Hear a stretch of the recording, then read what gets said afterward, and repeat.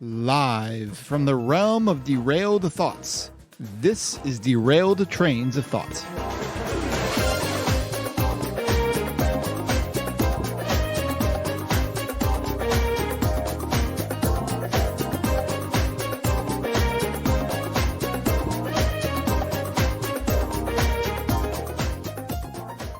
Welcome to episode 150 of Derailed Trains of Thought. That is CL for all you Romans out there. Yes, and if you are a Roman and listening to this, hi, can I have your autograph? Yeah, exactly. I'm going to check your Latin. But welcome, folks. This is your premier podcast on storytelling. For the creator and the consumer. My name is Timothy Deal. My name is Nick Hayden. And this is episode 150.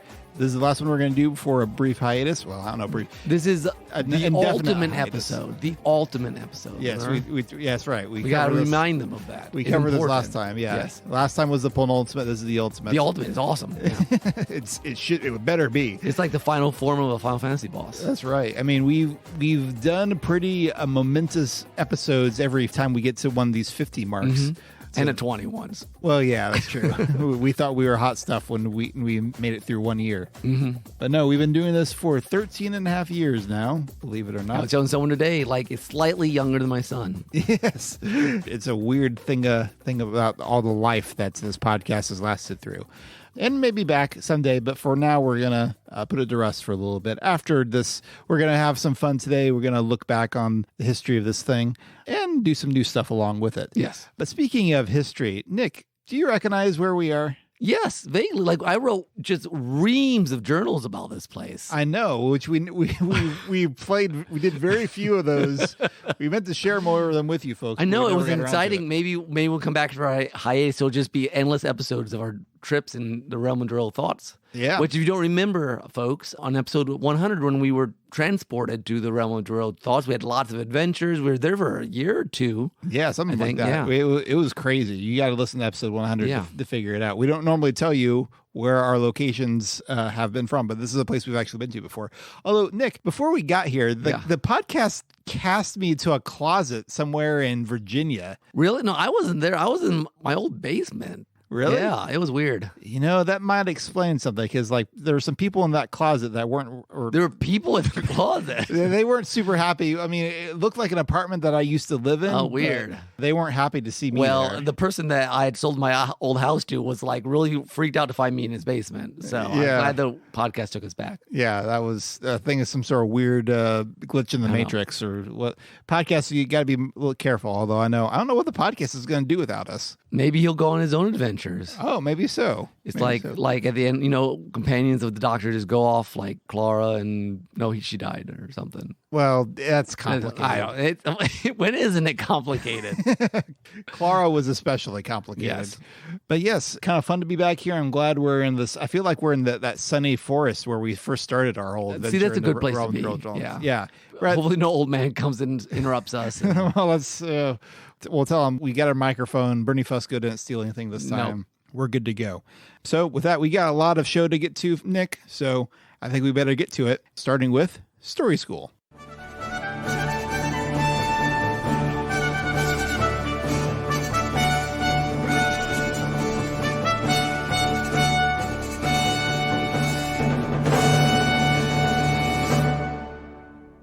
For Story School today, we thought we'd take a look back at a topic called nostalgia. Nostalgia, just looking back and being like, that thing. Yeah. Nostalgia gets something of a bad rap. I mean, it's a double-edged sword in some ways. And we'll nostalgia. talk about that, yeah. Yeah, and we'll talk about the good, the bad. There's some that's a little bit neutral about nostalgia. And how does it relate to stories? As an audience, we have stories that are very important to us, that we look back, we grew up with them, whether as a little kid or as a strapping high schooler. Yeah, and I mean, if you've listened to the podcast very long, you've heard plenty of our nostalgia of things that we read or watched before we started the podcast that we continue to talk about for the last 150 episodes. Yeah. One way or another. Yeah. Because it's interesting that stories have such an impact sometimes. They just stick with you and they become touchstones for explaining art, life, making examples for, you're trying to teach people stuff. And you're like, oh, remember from this And they're like, no, I don't know what that story is. I've never heard of Lost. What are you talking about? Well, I was watching a movie the other week, and the guy, it was a new movie. It was The Family Switch. We're watching with my family. Mm-hmm. And the dad's like, guys, it's just like when Luke Skywalker would put in the Death Star, and one of the kids in the band is like, I have no idea what you're talking about. And my heart hurt, but that's exactly what happens nowadays. There's all kinds of kids who have no idea about Star Wars. So it was funny because it's real. But that's nostalgia, and sometimes that it's a language people of sometimes a certain shared experience use, whether an age group or a region or just types of people. Like, first time I read Lord of the Rings, and certain people were like, oh. Yeah. Other people are like, that dumb book. That's true. They do say that a lot of your personality as an adult is formed in your 20s or your late teens to early 20s. Like, that's what college is, like forming who you're going to be for the rest of your life. Yes, or else. So, and stories are a big, important part of our lives. And so that's why, we've been talking about Lost for 12 years or Star Wars for much longer than that. Longer than that. Wheel of Time for me since high school. Sure. Yeah. It just becomes an important part of who we are. And how we learn and how we first experience certain emotions or ideas. Like, it might not be the best version of the hero's journey or the big epic fantasy or whatever, but it's your first real taste of it. Yeah. And then nothing quite leaves, like later on, like, oh yeah, that happened a lot, but this was my first experience of it. The first time definitely has a certain importance to it. Like, it feels fresher than. I mean, for better or worse, my first exposure to anime was Evangelion, Wow. Yeah. I mean, pure anime. And that's stuck with me for a very long time. Yeah, it sure has. Yeah. So, I mean, this will apply to things outside of just, absolutely. Like food. Like, I remember sometimes the first time I had a certain kind of candy bar, like that first version is like the most amazing version I had that candy bar. And you keep trying to chase that rush from the first time. Like, ooh, I watched Theo, Castle Cagliostro. What's something else like it? And you can't find anything quite like it. And you keep, like, well, this is kind of. Different movies will have different things. Like in Indiana Jones, you got some adventure stuff. You can find some other movies that have capers like it, but nothing else is quite that. I mean, we joke on here about two of my nostalgia things that you're like, what in the world? One is Three Caballeros, but it just had infected my being. And then Puss in Boots Travels Around the World, which I guess honestly was probably my first actual exposure to kind of an anime-esque adventure. Yeah. I mean, Three Caballeros is a Disney movie that only a few people know, and Puss in Boots Travels Around the World is an animated thing that less people know. Even fewer people know. But they are both crucial to you. Yeah. No, it's funny. I don't think I've seen it. I don't remember if I've talked about this on the podcast or not. I'm not sure if I've seen it all the way again. The Chipmunk Adventure was an Alvin and Chipmunks animated movie that I watched. I remember one time when we were visiting my grandma. I think this would have been when we were living in Minnesota.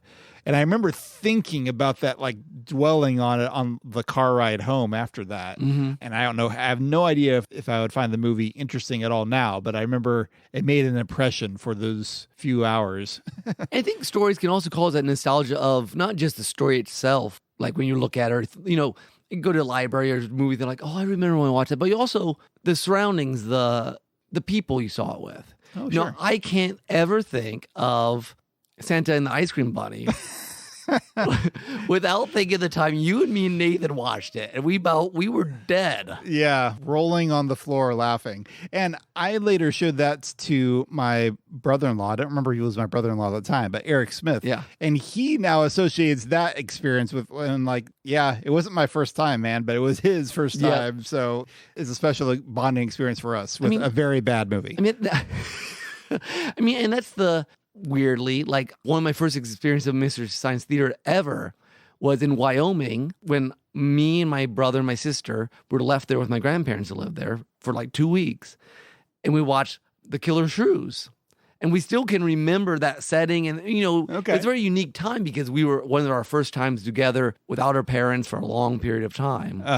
But that just sort of marks it, that the Attack of the Killer Shrews. That just put me back in Adam Sherwood's dorm room back at Taylor Fort Wayne, because I watched, I think, the Mystery Science Theater for the first time with him a couple of times there. And I think I watched Spirited Away for the first time in his room too. And afterwards we were just both like, Oh, what?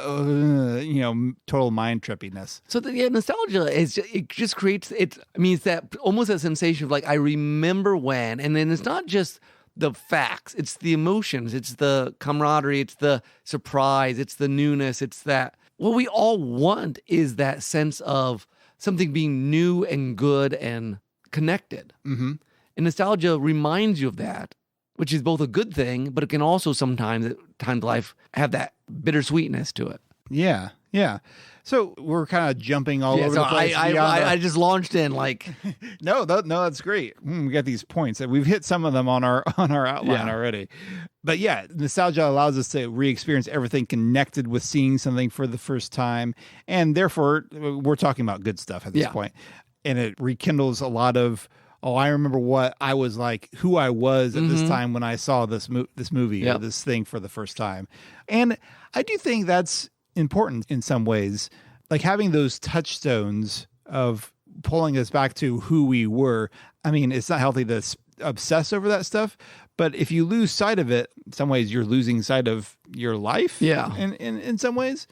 Because we live in the past, present, and future, kind of like Scrooge, and kind of like something that is said by Leo Danarell in the prologue of a certain book I wrote. But a certain book you wrote? Yeah, it's from Remnant of Dreams. Oh, it's like the very beginning. Anyway, it doesn't matter. Okay. But in any case, yeah, because we are, we're beings in time, and so time wraps itself around our perception of things. Yeah, in interesting ways, good and painful.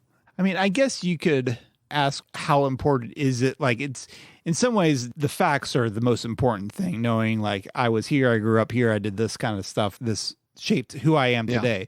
But by being able to remember the small details, it gives you more of a flavor, remembering a flavor of what it was to be a kid or a teenager. Well, yeah, I mean, it's very good as a middle school teacher, for instance, to remember what you did when you were in those grades, being like, oh, yeah, this is normal, or like, yeah, that's annoying, but I did the same thing.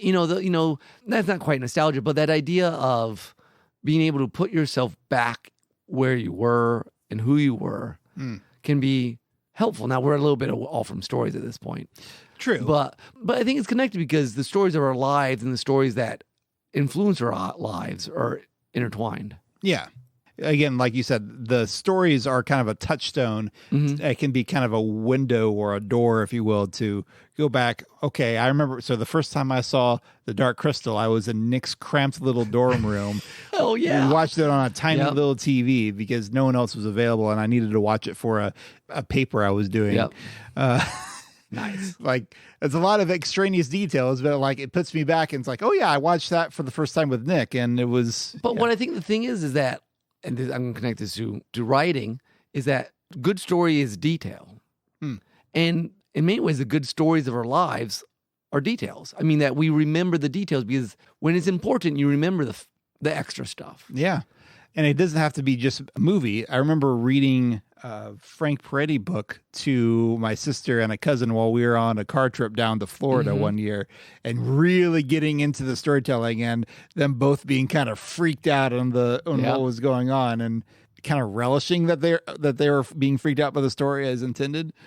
But yeah, that's a nice memory to have to like, yeah, no, we spent time together with the story. And I have a weird thing that I think I've mentioned somewhere either on or off that like I can look at books and be like, I was reading that on this vacation and reading that on this. Like my brain like matches vacations or like places away from home with the books I was reading. Sure. For instance, when we all got together in Story, Indiana to write those things. Afterwards, Natasha went camping and I remember reading, I believe I'm right here, Tarzan. Okay. Now, partly I was supposed to be writing a barbarian story later or whatever, but, just weird things like that. Like I remember, and when I say I remember reading, I remember being in the tent at this place. You can see the visuals I can. Yeah. Of the details of what were happening when I was doing it. I don't know why my brain works this way. Yeah, but it adds a whole different element to a story that's going to be unique for everyone. Yeah. And you never know what will trigger that, like what random TV show you'll watch in the hotel room that will like become a core memory at some point. You're like, oh wait, yeah, I remember that. Yeah. I remember playing Mario 64 in the Grand Ole Opry Hotel back when I was young and I remember watching this dumb cartoon called Sonic Underground, like I think the summer after I'd gone to a summit camp, and it was fascinating to me. It's like, wow, they're doing this cartoon with Sonic in an underground resistance movement, which I didn't realize at the time that a lot of Sonic media has that kind of story. Yeah. But anyway, it was fascinating to me at that stage. I have this weird memory that like I held on to a long time because it was, so we went to England and Wales when I was like 9. Right. Okay. And we watched some TV show, and I think it was some sort of mystery thing. They were finding these little, like a treasure hunt show, and they were finding these little, like, Leaning Tower of Pisas. And then with that was some sort of big cartoon monster, like there's a separate show, big cartoon monster, which must have been an anime or something, but it just, those shows like deeply impressed myself. Like if I could find them again, they'd probably be horrible, but they just felt like the holy grail at the time. Like there's something mysterious that I can't understand. If only I could like find it again. Yeah. Isn't that the worst when like you have this vague memory of something, but you don't know what it is. You don't have any clue. And it was British. You know, it makes it even harder. Yeah, no, I can definitely think of some cartoons like that. It's like, I have no idea what that was, but I sure wish I did. And there was a movie, and it might have been, yeah. But anyways, so that's good. It kind of roots us in time and space and roots us with this connectedness to growth and excitement and like kind of that, for me at least, that C.S. Lewis idea of surprised by joy. The idea like there's this desire for, like you get those glimpses like there's something even better, at least in your memory. Yeah. Even better than what is. Uh-huh. And I think that feeling also can turn it into this kind of double-edged sword, which is that longing to get it back. Mm-hmm. Like give it back to me. Yes. We've been meaning to go into the bad side of things, but I want to touch on one other thing regarding the good side, and that's the growth thing. We have talked about something similar to this before. Oh, I forget what episode it was now. I want to say 25 maybe, about the title of his Lest Other Old Stories Be Forgotten, where we talked about how our reactions to stories change over time. And that one, we talked in some ways how our reaction can make a story seem worse than it was when we thought it was when we were a kid, because like, oh, this is really cheesy. Yeah. It could also show us how, like, maybe our opinion of a story will improve. Like, we grow older and smarter, and we understand this story in a way that we didn't before. So that's just interesting in, like, both when talking about growth in terms of ways that, like, oh, I remember I totally didn't get this movie as a kid. Yep. And later I did. I'm looking forward, sometime this year, my sister Danielle has not ever seen Princess Mononoke. Oh, interesting. Because we didn't let her do it for a while. It's a dark one. Yeah. And I remember, I think it took me like 3 times watching that before I actually got it. Well, I remember the last time I watched it, which I don't know was my second or third, I'm like, okay, I get all the moving pieces now. The first time, just like early anime for me too. I'm just like, so much input, don't know what to do with it. Yeah. You know what Janelle and I just rewatched? Actually, the first time I'd rewatched this since I saw it in the theater. Okay. Inception. Oh, that's the first time you rewatched it? Yeah. Yeah. We had both seen it before, but neither one of us had rewatched it. At least not in full. I had started it at one point, but the DVD I had gotten from the library was scratched or something when it played, and I was so disappointed that I never got around to doing it again. But it was great. And like, I was still very much on the edge of my seat, and I think you've said this before, like when you rewatch it, you don't have still quite the like overwhelming trying to understand it all. Mm-hmm. It does all click together, but it's fascinating. See, I need to watch 10 about 7 times, and then yeah. That one has a little bit higher hurdle for people to get into. Okay, but anyway, we've been pushing it off for a while, but yeah, let's talk about the bad side of nostalgia for a little bit. And I'll confess, I do this more often than I should. This sort of like, oh man, back then I was so much better. Or, man, if only I could find it again. Or maybe I should watch that. Or it's been so long since I know, those sorts of things. Uh-huh. That's more from the creator end for me, actually. Okay. Feeling like your better days are behind. You read your old stuff, be like, oh man, I was good then and I don't do anything now. Yeah. You know, I'm not sure I clipped this. We're going to have some clips later on. Maybe I'll play one here in a minute. Okay. But when I was re-listening to some stuff from something from like 5 years or something ago. You said very much the same thing. Oh, absolutely. I say it all the time. I've been saying it since I was like 20. Yeah. When you were like 22. Yeah. My better days were when I was in high school. Exactly. I came up with all of those ideas in high school. I mean, I guess that's something about us as human nature. Like our core struggles, we will also struggle with for a very long time. I don't think they change. No. Well, they can, but I think they might get better or worse. Yeah. But I mean, I guess that's biblical. Like Abraham had this whole deal about lying to rulers about his wife Moses for a long time. Had the anger issue. Yeah. I mean, he killed a guy, and then later on, he just like, fine, you Israelites, I'm going to strike this twice. And God's like, sorry, can't go in the promised land anymore. Yeah. So I guess we have our... Samson's like, I'm going to do what I want and kill people. That didn't go too well for him. But so, yeah, we can definitely look at our past with rose-tinted glasses. Like, I sometimes have this feeling that I peaked in college. Mm-hmm. I think about that sometimes, like, man, I was more charismatic back then, at least a little bit more, and I had all these hopes and dreams for the future and all this kind of stuff. But then every now and then it's like, yeah, but I was also really stressed out with classes, and I was still going through adolescence and college, and like the past is not always all it's cracked up to be. And I think some of that rose-tinted glasses, especially as you get older and you look back and say your early 20s, it's partly when you're in the early 20s, it's easy to dream of things and much harder to do them. And by the time you get a little older, you realize that doing them is good and important, but it's hard. And you've given up, or you've tempered some of that just dreaming. Mm-hmm. So maybe I don't know if it's good or bad to be more realistic, but but it is part of living. Yeah. Yeah. It does seem to be. And I guess we're again moving away from stories, but it's a part of it. Like we can look back at stories that we grew up with. I mean, it's not bad to have a certain fondness for, in your case, the Three Caballeros or whatever cartoon. Which is still you a genius work of art, by the way. If you say so.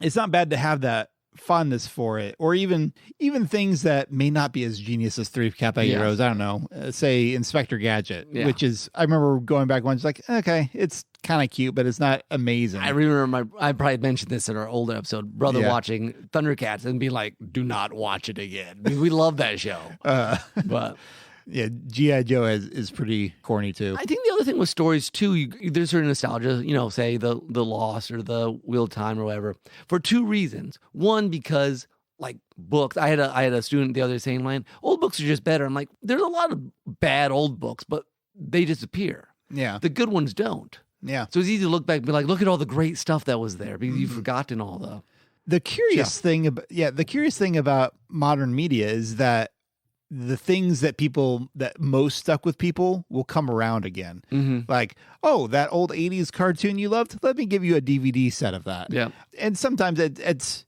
good in some ways. Like part of the reason why I keep a lot of Disney Afternoon DVD sets, even though they're on Disney Plus now, is like, well, one, you can't guarantee that Disney Plus is going to keep things forever. And two, I know I can trust those shows way more certainly than some cartoons that might be on TV now. That's true. There's other, agendas going on that wasn't going on in the 80s. So there's still a factor to, but there probably are also some things available now that was on TV in the 1970s or something that, okay, no one really cares about except for the people who are going to watch it, who remember it. And I think the other thing with the kind of the bad woe is me edge of nostalgia with stories is when you're young and you're growing up, your first experience really can't be recovered. Mm-hmm. Yeah. Like you might, Wheel Time, you might find other good fantasy series, but it's not your first one. And there is that sort of bittersweet, if only I could see it for the first time again. Yeah. Which can't ever quite be recaptured. And I think that's just part of I'm going to say that's part of the brokenness of the world, that things grow old. That was Chesterton's favorite illustration about kids can be like, do it again. It's new every day. And our sinful, entropied selves can't keep the same excitement as the first time. Yeah. For some reason, it dulls for us. And I think that sad side is, at its best, a pointer to that this world is not the end. Mm-hmm. Or you can just get really mopey and complain. Yeah. Which I've done both. Yeah. Yeah. I mean, I guess Star Wars is a prime example of this. Mm-hmm. So many people have such a fondness and memory of the first time they saw the original trilogy, and I do too. Well, the whole generation, the first time they saw the prequel trilogy. Yeah, which is it's fascinating to think like it's become more and more of a thing. Like when we first started this podcast, we were still in the era of like prequels are horrible. Everyone on the internet was bashing prequels. Now all the kids who grew up with them and loved them unabashedly are adults now, and like, oh man, Revenge of the Sith is peak cinema. Yeah, like I've seen memes and people. Yeah, well, they have the high ground, so. Well, yeah, there you go. Yeah, it's fascinating. But yeah, the trick then is like people go searching for that Star Wars high and not finding it in like, because you can't ever get exactly the same thing. Yeah. And in some ways you shouldn't. It is healthy. Like if you're going to continue doing stories in a franchise in a world, it has to grow. It has to be organic in some ways. And of course, everyone's going to have different things that they liked and that they're going to latch onto. And anyway, that's a whole. Yeah, and it goes back to the thing we've touched on in numerous story schools, that balance between old and new, between classic and innovation, between all those things play into this nostalgia. Yeah. Yep.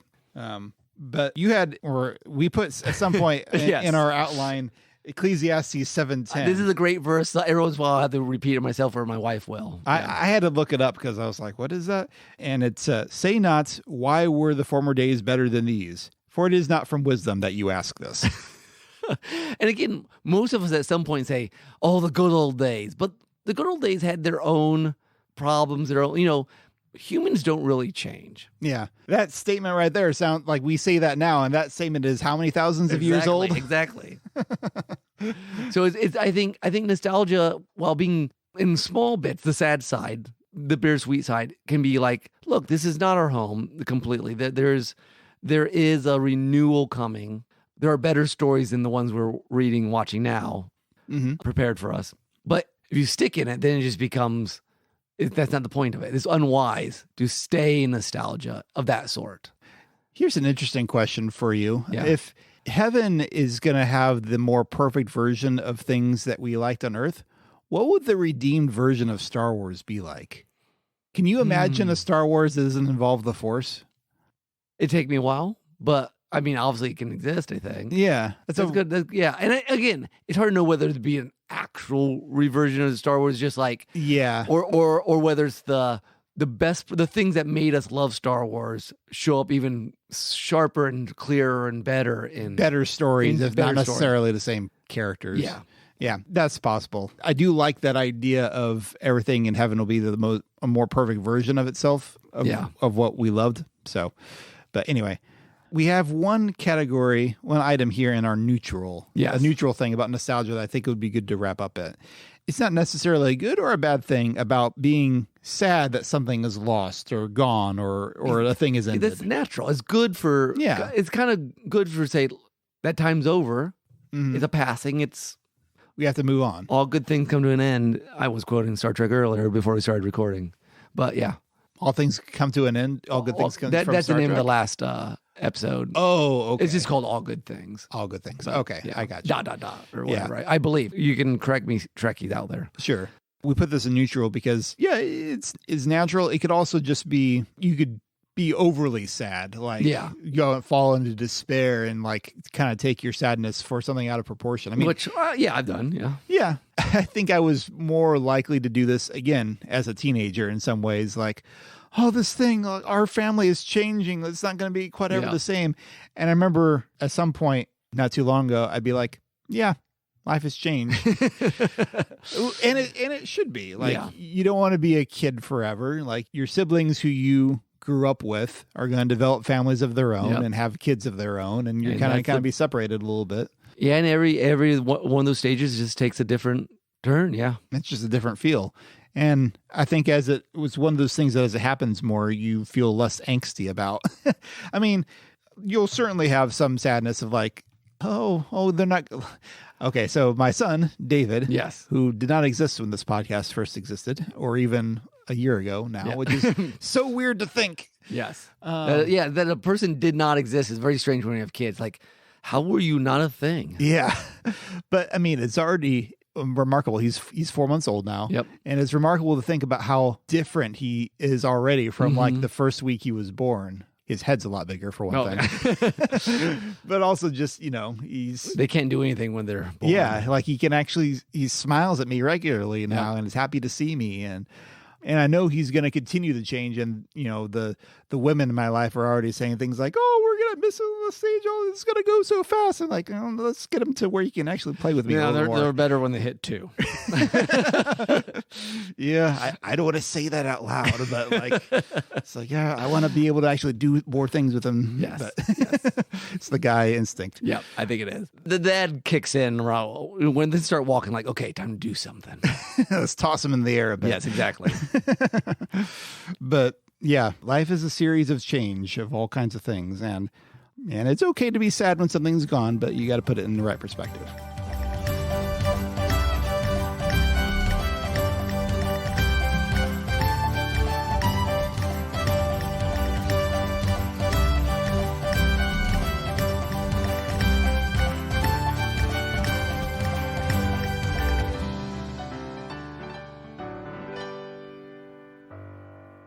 Okay, goodbye, guys. That's the end. Okay, see you later. No, no, that is just the beginning in some ways. So that is our discussion on nostalgia, the good, the bad, and the neutral.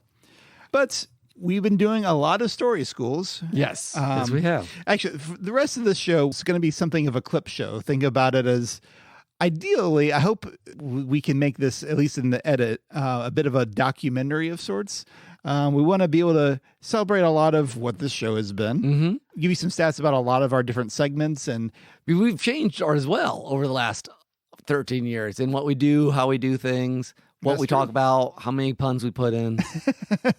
I'm not sure that's changed. No, it should, no. Might be distributed How differently. often we reference the stranger. Yeah. I think we reference the stranger more now than we did in the beginning. Exactly. It's a change. Thanks to Once Upon a Sentence, I think. Anyway, I interrupted you. So we're going to go through a lot of our big segments, not necessarily every one of them, because some of them have kind of died off. But we're going to look at a lot of our big segments and details, and we're going to include some clips that we'll probably reference. We'll listen to here. Some I might think up and add in later. We'll see. But anyway, so let's start off with talking about Story School itself, which has been here since the beginning. Yes, this is the tent pole. Is that the right way to? Sure, a pillar. The pillar of Derailed Trains of Thought. It really was the foundation when we first started. It's like, okay, well, we're going to do that. We want to do this podcast thing. It was a project for us living in 2 different states at the time while I was in grad school, and we knew we wanted to talk about stories, and it became kind of the central. I've said before, a lot of my inspiration for podcasts at the time was this video game webcomic podcast called To Be Start. I say webcomic podcast because it was a webcomic first, and then they started doing a podcast. It was the first podcast I ever listened to regularly, and their format of like doing segments, of having video game music interspersed segments. I was like, Nick loves the OC remix. Yeah, this will be perfect. Yeah. So, that's where all that started.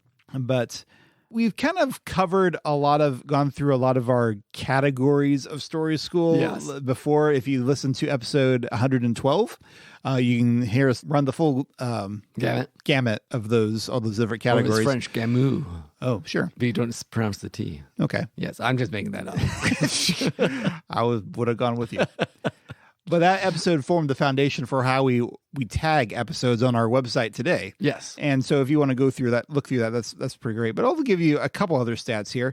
Our most frequent topic, because I was looking at this, thankfully, our website, all the tags that we have. It helps us a lot. It helps us a lot.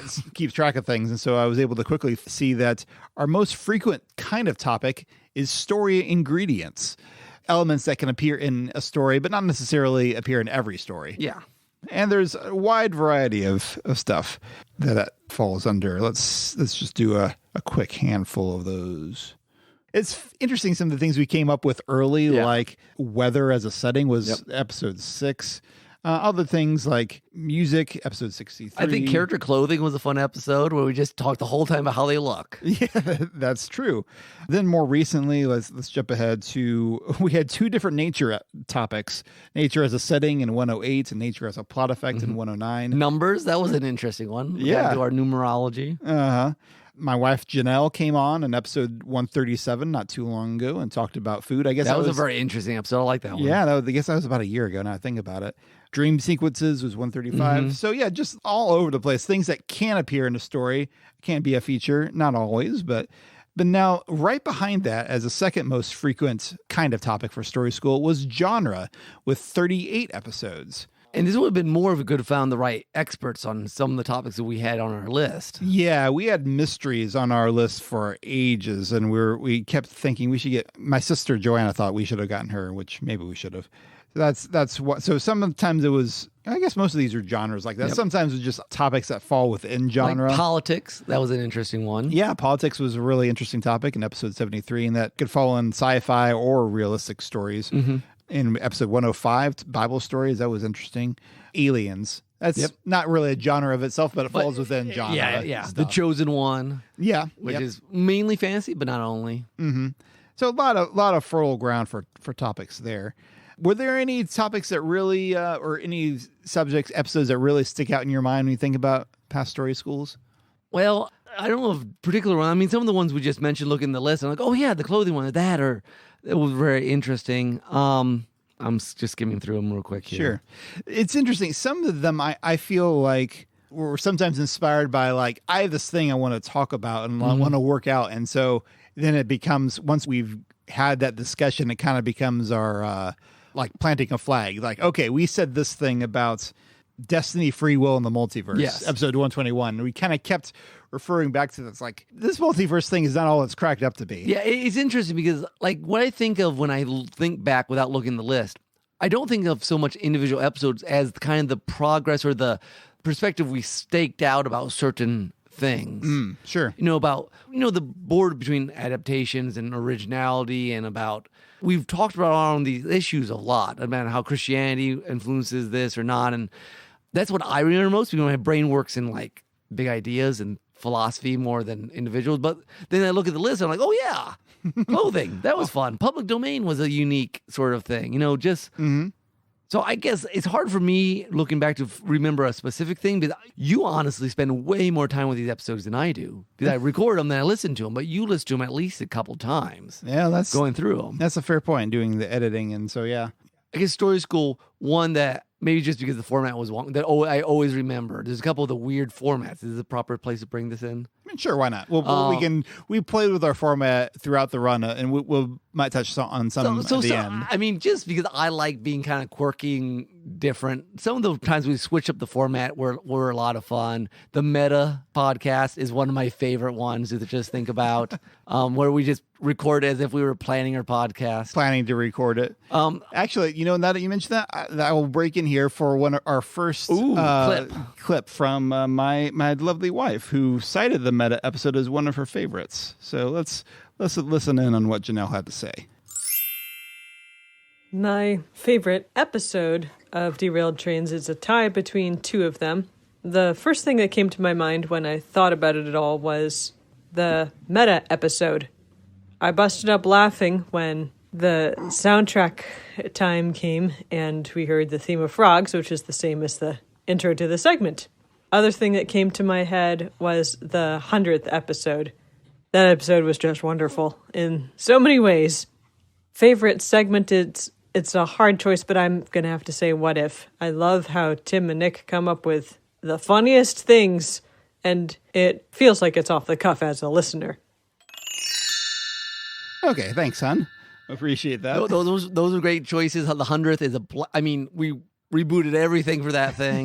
That episode was a lot of work, but a lot of fun. And the Meta is one of my favorites. And I just have to mention that the What If is off the cuff almost always, which is what we enjoy too, because we don't know what's going to happen. And we'll talk more about that later. It's true. But I do like your point there, how a lot of you kind of see our progression of thinking. Not that we've changed our opinions about, but like certainly I feel it's matured. Yes, it's matured, and we've kind of put flags in the ground, like you said. Yeah. And we'll talk around certain things. Yeah.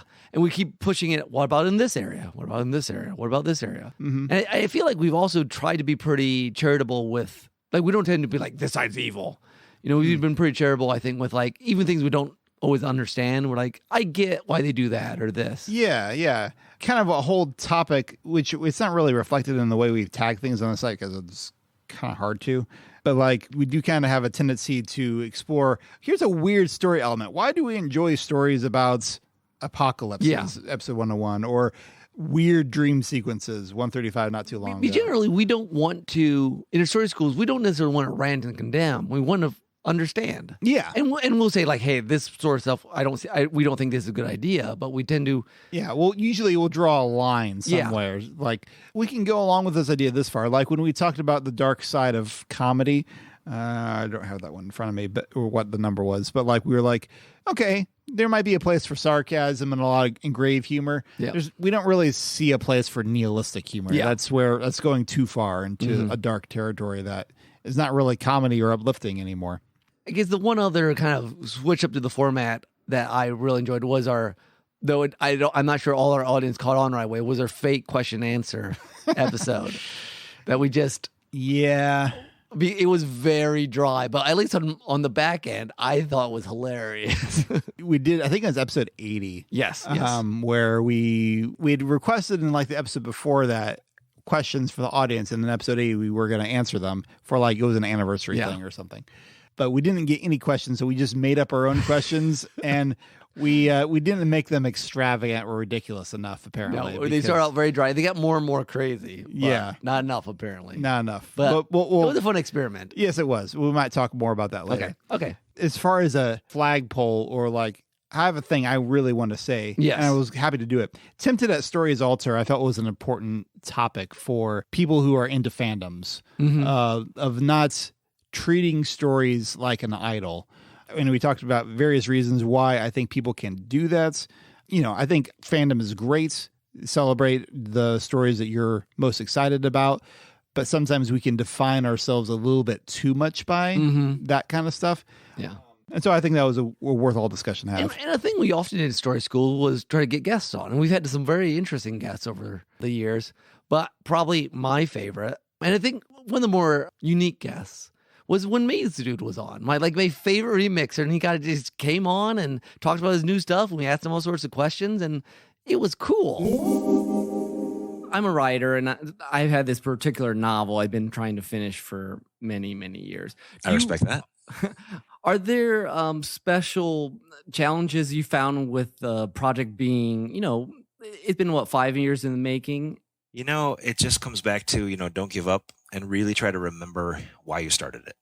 Whether the mood is there or the energy is there, it was there when you started it. And you got to just, there's two words I put together a lot when I feel down about that is just trust yourself.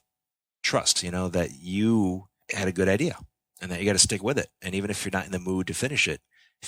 And whether, the idea is still fresh in your mind, know that it existed and you're not a puppet working off of, some boss who's droning at you to finish this thing, but it was you who came up with it. So just stick with it. That's what I would say. Maze Dude was a really special situation. It was one of the few times, especially in that stage of the podcast, where we brought on a guest that we didn't have a direct personal connection to. And he was super friendly. He said, yeah, let's do this thing. Yeah. I mean, most of the people we bring in are friends of ours. Last year, we did bring in a couple people that were friends of friends, basically, which was great. Dallas Mora from Geek Devotions and Bex from Redeemed Otaku. Yes. We're very thankful that they both appeared and brought their own brand of expertise. Yeah, which is great. They were exciting. Those are both exciting conversations, too. Yeah. Maze Dude was certainly like one of the first that was totally outside of our normal sphere of influence. We're all kind of nervous, making our questions, making sure we know what we're going to talk about. It was something. But yes, in the guests we've had, sometimes it's fun to have a completely different perspective. Tim and I mean, we'll have different angles, things. We rarely have like a deep disagreement. So it's nice to have someone come from they know stuff about an angle we don't. Because you and I talk about a lot of the same stuff anyways. Yeah. But like this person knows all kinds of stuff about something we don't is really neat to talk to. Yeah. We had Laura Nichols from All for One Productions come in and talk about theater. Close to that time, we also had Laura Finch from for news writing from World. She was a World reporter at the time. I'm not sure she currently is now, but yeah, she came in to talk about nonfiction reporting, storytelling, basically. Those are both neat. Yeah, anytime we have guests on, some of our close friends, it's good stuff. There are whole graduate level studies of fandom and what it means to be in a fandom. There's all this idea of it's almost like an economy in some ways. Which goes right along with another thing that is suggested, and this is what we talk about at Taekwondo a lot, is taking a big goal and breaking it into lots of little tiny goals. As we've been talking about how food is such a basic common human need, sometimes I think of food as sort of grounding these characters into humanness that we can relate to on that basic level. The foundational premise of fantasy is that it's possible in this other world, and it's believable and credible in this other world, hence a secondary world. I read a fair amount of old, early English literature, medieval literature, these kind of things, and it has that same sense of just captivation, like this mystery of this is a world that is and will always be so totally different than my own. And I think it's very important to have a world bigger than what fits on the page, to be true to the mystery of the world. Young adult, I've always found, just has more story to it than adult fiction. I mean, it's just, I read adult fiction sometimes and I just get bogged down in details that I really don't care about. I just want the story to get going. I want the characters to be great. Well, one of the interesting things about comics is people tend to either really strongly resonate with them or not care about them at all. And I think part of that is because so much of the individual creator is coming through. You know, you really click with some people and other people, you just don't. And I think that's something that comes through in comics. But the stage kind of straddles that line. It puts faces and voices where you would have to create all of those things yourself, and that can sometimes be hard. I know there are some books I read that I think, I just cannot quite picture this character. I can't quite picture their setting. And yet, on stage, with very few exceptions, you don't ever have that kind of hyper-realism. It's always a bit stylized, a bit surreal, if you will. Both of them wrote giant monster, or tokusatsu is what it's called, special effects films that included lots of destruction, and their tones and approaches were very different, but they both still worked. Rom-coms tell really good stories that have a lot of emotional attachment to them as well, emotional development. So not only do you get a good story and a good conflict, you have this element that feels very nurturing, and at the same time it's fun, you're laughing. I think one of the reasons why adventure stories are so popular with kids is that, they haven't had that taste of the world yet, and so an adventure story gives them that chance to when I leave home, this is what I'm going to do. I'm going to see all these places that I want to see.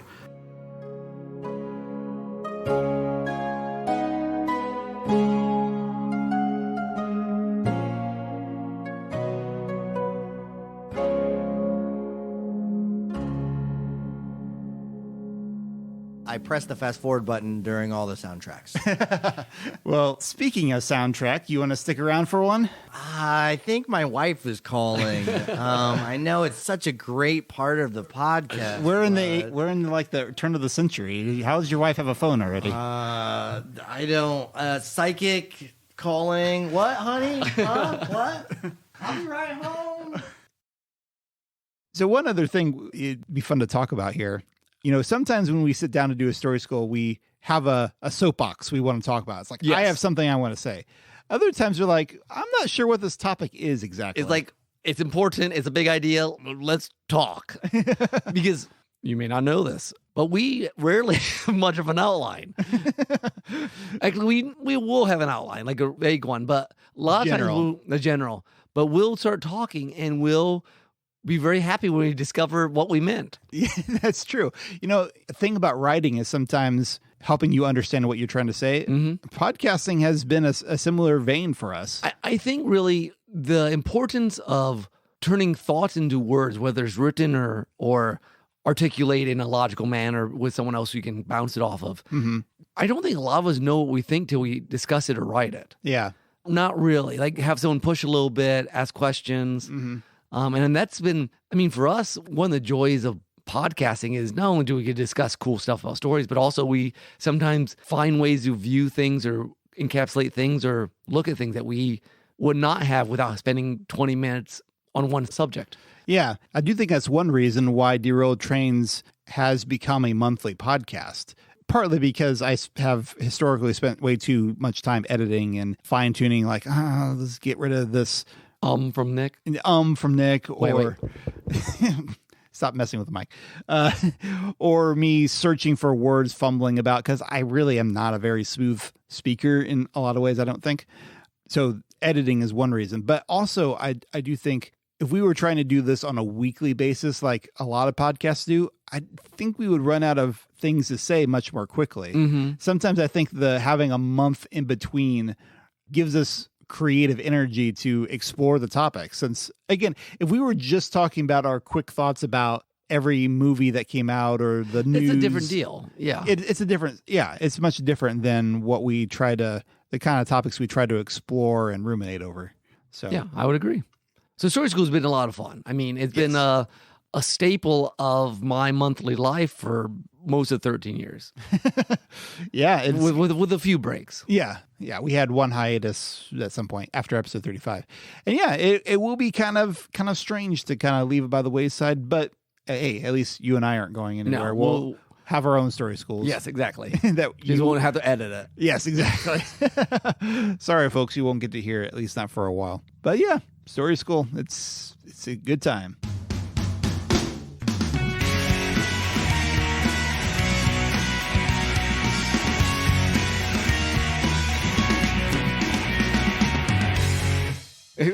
The end. It's all we've got. It's all we got. We need to bring that back. Yeah, that was like our catchphrase we decided to begin in the very first episode. Yeah, we need. I always thought we needed shirts that said, "That's all we've got," and then Derailed Trains of Thought in the back. I'm not sure it ever caught on, except for you and me. Yeah, basically. All right, so let's move on to that. So I've told you folks this is going to be a long one. That's hanging true, but we're going to go into the other segments that occurs in pretty much every episode. Mm-hmm. Soundtrack.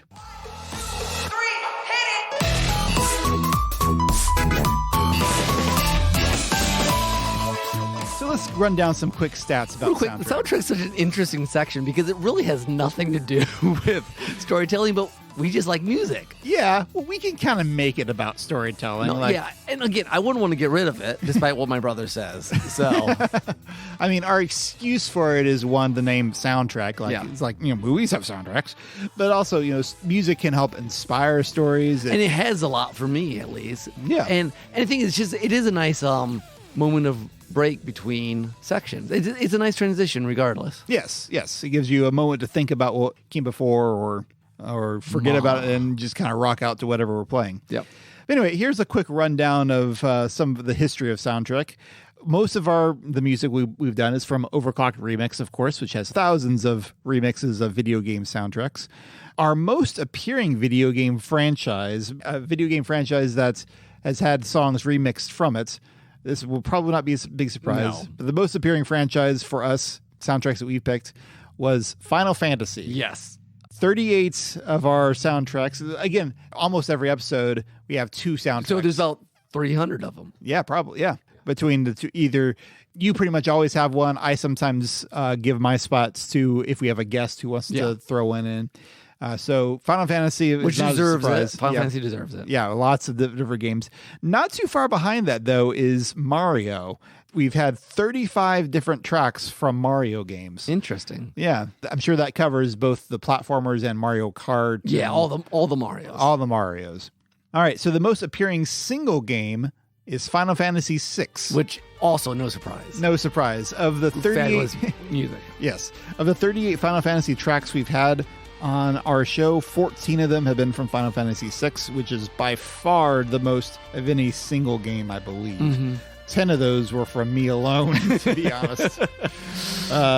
In the early days of the podcast, I wasn't as adventurous in Overclocked Remix, and now, thankfully, it's become way easier to they do a find lot things. of tagging and it's a lot easier to find stuff on that site for for me who doesn't necessarily obsessively listen to every single remix I do. Although Why not? Well, I'm actually trying. I'm going to try to actually do it this year since they've gone through the effort of releasing a new remix every day this year. I know, it's crazy. I'm like, okay, you know what? I'm going to go ahead and try to listen to every single one of them. Nice. So it's been kind of fun so far.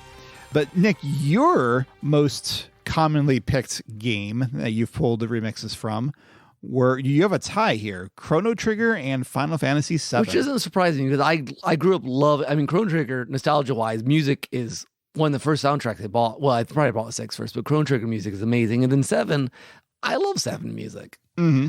So, yeah. Yeah, that makes sense. The remixer who has been used the most. Do we want to take a guess on who this might be? I don't need a guess.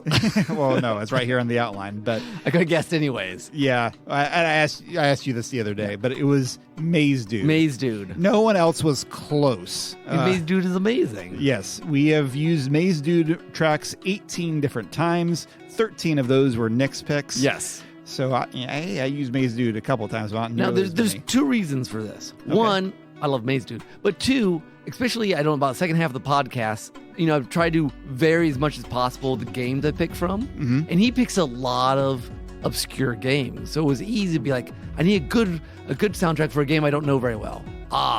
Maze Dude. That makes sense. Second place for most used remixer at 7 tracks. Again, 7 compared to 18. But that would be DJ Pretzel. And he deserves that too. He does. He was the founder of OC Remix, and he does good stuff himself. Good stuff. And we will have another DJ Pretzel remix in just a moment. So hang on to your hats.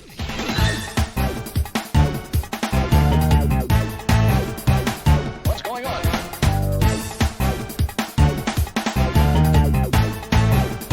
What's going on? What's going on? The most common genres that we picked for our soundtracks.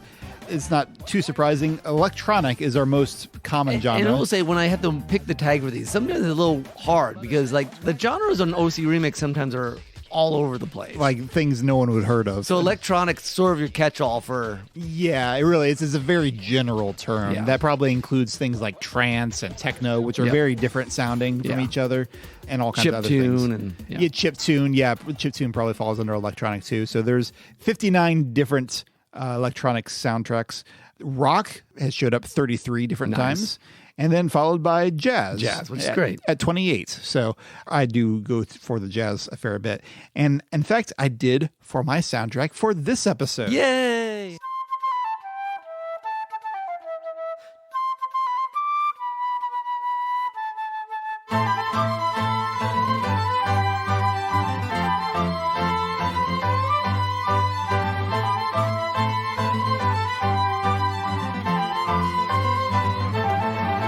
So you've been listening to us blather for a while now. So finally, we'll give you a break and let you listen to some music. So I picked for my soundtrack, I wanted to pick something from the old days. Since we're talking nostalgia, I went back to 2001 on the Overclock Remix website with a song remix from Super Mario World, which, hey, Mario is a very nostalgic game for me.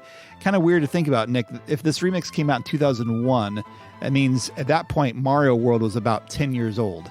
Wow.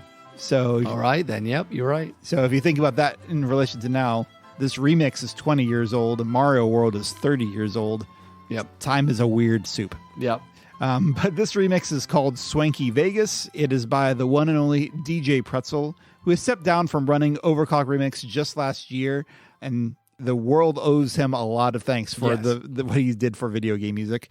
And he will admit that this song, if you're a real music aficionado, he says that there are some missed notes and off rhythms in this, but it's quick, it's fun jazz, and I hope you will enjoy.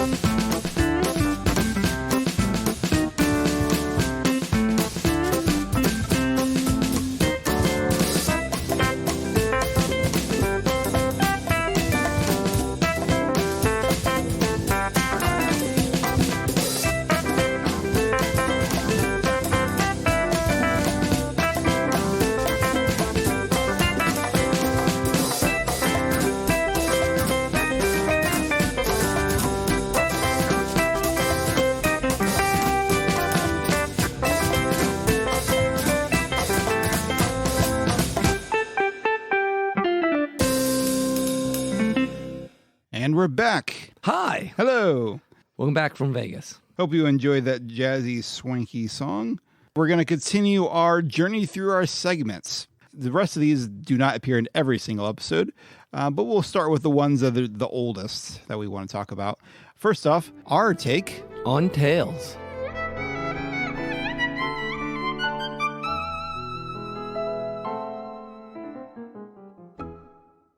So our take on Tales first appeared in our very first episode. Early on, we did an awful lot, didn't we? We did early on. It was more common early on for us to do multiple segments in a show, which we still do sometimes. But it was in those first few, we did it like every time, and we tended to like for our take do just one topic.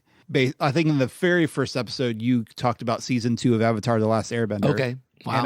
And I talked about the jazz singer. Okay, yep. Because I was in film school at the time. But we did a lot more. I think we felt like back then we did a lot more reviewing. Yes. And really talking about books and specific books is sort of a mainstay of internet geek culture. And so it felt very natural for our podcast. But then we started limiting it in many ways as the years went by. Yeah. Or standardizing it. In some ways. Yeah. You certainly see at a certain point, like we still sometimes do the single stuff, but it became a lot about the summer movie reviews, which we started summer movie reviews as early back as 2011. Okay. In episode 18. So within our first year of podcasting, basically. So we've done summer movie reviews, actually, a summer movie roundup every year except for 2020. Wow. So the summer movies have changed quite a bit in those years. That's true. You can, if you listen through all the episodes, you can hear about the rise and fall of the MCU, basically. In that first roundup, we had the first Thor movie and the first Captain America movie. Also, X-Men First Class and Green Lantern. Wow. So, yeah, very different place where super movies were back then. But yeah, so we started doing that. That was a big thing. And then we started doing our book club roundups. We started doing that for 2017, I believe. Okay. Episode 84, I believe. Yeah, which I think the book club actually began in 2016. Like it would have been our first, midway first year. Yeah. I think the book club started like summer of 2016. So I made this whole list of our takes. So here's some stats of all the different mediums of stories that we covered. We covered 88 different movies, around about 88 different movies. Again, the summer movie discussions contributed to that. Around 72 different novels. That's pretty good. Yeah, they're not that far off the movies. And novels. No, the book clubs helped with that. But yes, you made sure that we talked about plenty of novels. You contributed to that. When it came to TV, we covered around 30 shows and specials. Like The Event. Now, some of the... I didn't count any side tracks or anything like that in this. Or The Cape. Was that one of them back in the day? I don't know if we ever talked that much about The Cape. That was around that time, but I don't know if we ever talked... Anyway, it was interesting. It was. I also made sure I was careful. There were a couple TV shows that came up in our Take on Tales regularly. Yeah. So I tried to not count them over again. Yeah, I tried not to count them multiple times. Like Once Upon a Time, of course. Agents of S.H.I.E.L.D. Yeah. Also, Person of Interest came up a couple of times because like when I first saw it and then when I saw it. When you saw it, yeah. Graphic novels, we've covered about 16 of those. Interesting. Our guest, Nate Chen, helped with that, bring up that count when he came on to talk about indie comics. Nonfiction books, for a podcast that's mostly focused on fiction, nonfiction came up 9 different times. Those are actually a lot of years, probably. Yeah. Some of your biographies and stuff. Some of the biographies of creative people. Like I read a biography of Jim Henson, listened to one on George Lucas and J. Michael Straczynski's autobiography. Yep. You also had some other creative focused ones like The War of Art. Oh, yeah. Okay. Yep. Stuff like that. Stuff like that. Anime, we talked about 8 different anime series and movies. Video games came up 8 times. Only 8 times. I guess mainly just Kingdom Hearts. Yeah. Well, yeah, it's about 3 of those. Usually, though, when we covered video games, it was like a meaty discussion. Yeah. Because, otherwise you just play it and you move on. Yeah. Usually, we weren't talking about real quick things. Usually, like something that involved hours of story. And so there was a lot to talk about. Most of those were mine, with the exception of like you had Chrono Cross, which is infamous. Yep. And Miles Edgeworth. I did talk about that. Yep. And then short story collections, which these were all you. We had 3 of those. Yeah, I do like my short story collection. Yeah. 2 of those were Ray Bradbury, and then your Penguin Classics, the little, the small little books. Small little books, yep. One unusual thing we did with Our Take on Tales in episode 72, we had our compatriots for Children of the Wells, which is a whole web fiction thing that started and ended while we were doing the podcast. Yeah, or stalled while we were doing the podcast. We have some aspirations to bring Children of the Wells back someday, but probably not anytime soon. But anyway, the people who helped us out with that showed up in episode 72 to talk about an episode of The Twilight Zone. So we watched and discussed it on live. Well, we didn't watch it live. Yeah, we discussed it live. We discussed it live because I think that topic is about sharing stories together. Yeah. So that was a fun little experience. And yeah, book club reviews started episode 84. So do you have any, again, it's a bread and butter of internet's talking points, but are there any other things about Our Take on Tales that really stand out to you? No, I always enjoyed it because then you can share some of especially the books or the movies that really made you thought. Like, I'm not sure who needs to read this, but someone might like it. You know, some of the more complicated ones like the Always Coming Home, or, you know, ones that I wanted to process. Yeah. We were always interested to try to explain, though I didn't always do it in a concise manner. I kind of figure some of our meatier stories we talked about, reviews in Our Take on Tales, work in some ways similar to when we have a soapbox we want to talk about in story school. Like, I read this thing or I experienced a story. I have things I want to get off my chest about it. Yeah, because you felt something and you need to figure out what it is. Yeah. And you need to explore it through an audio. And then sometimes once you've done that in an audio medium, then like, okay, I kind of forget about it and move on. Yeah. And in some ways, I mean.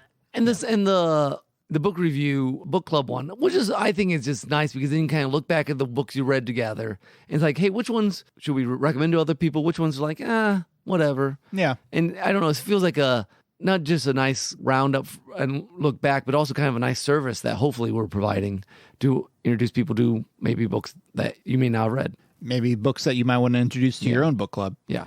Cool. Well, we do want to also we had a story school and we've reviewed story schools and we did the same thing for soundtrack.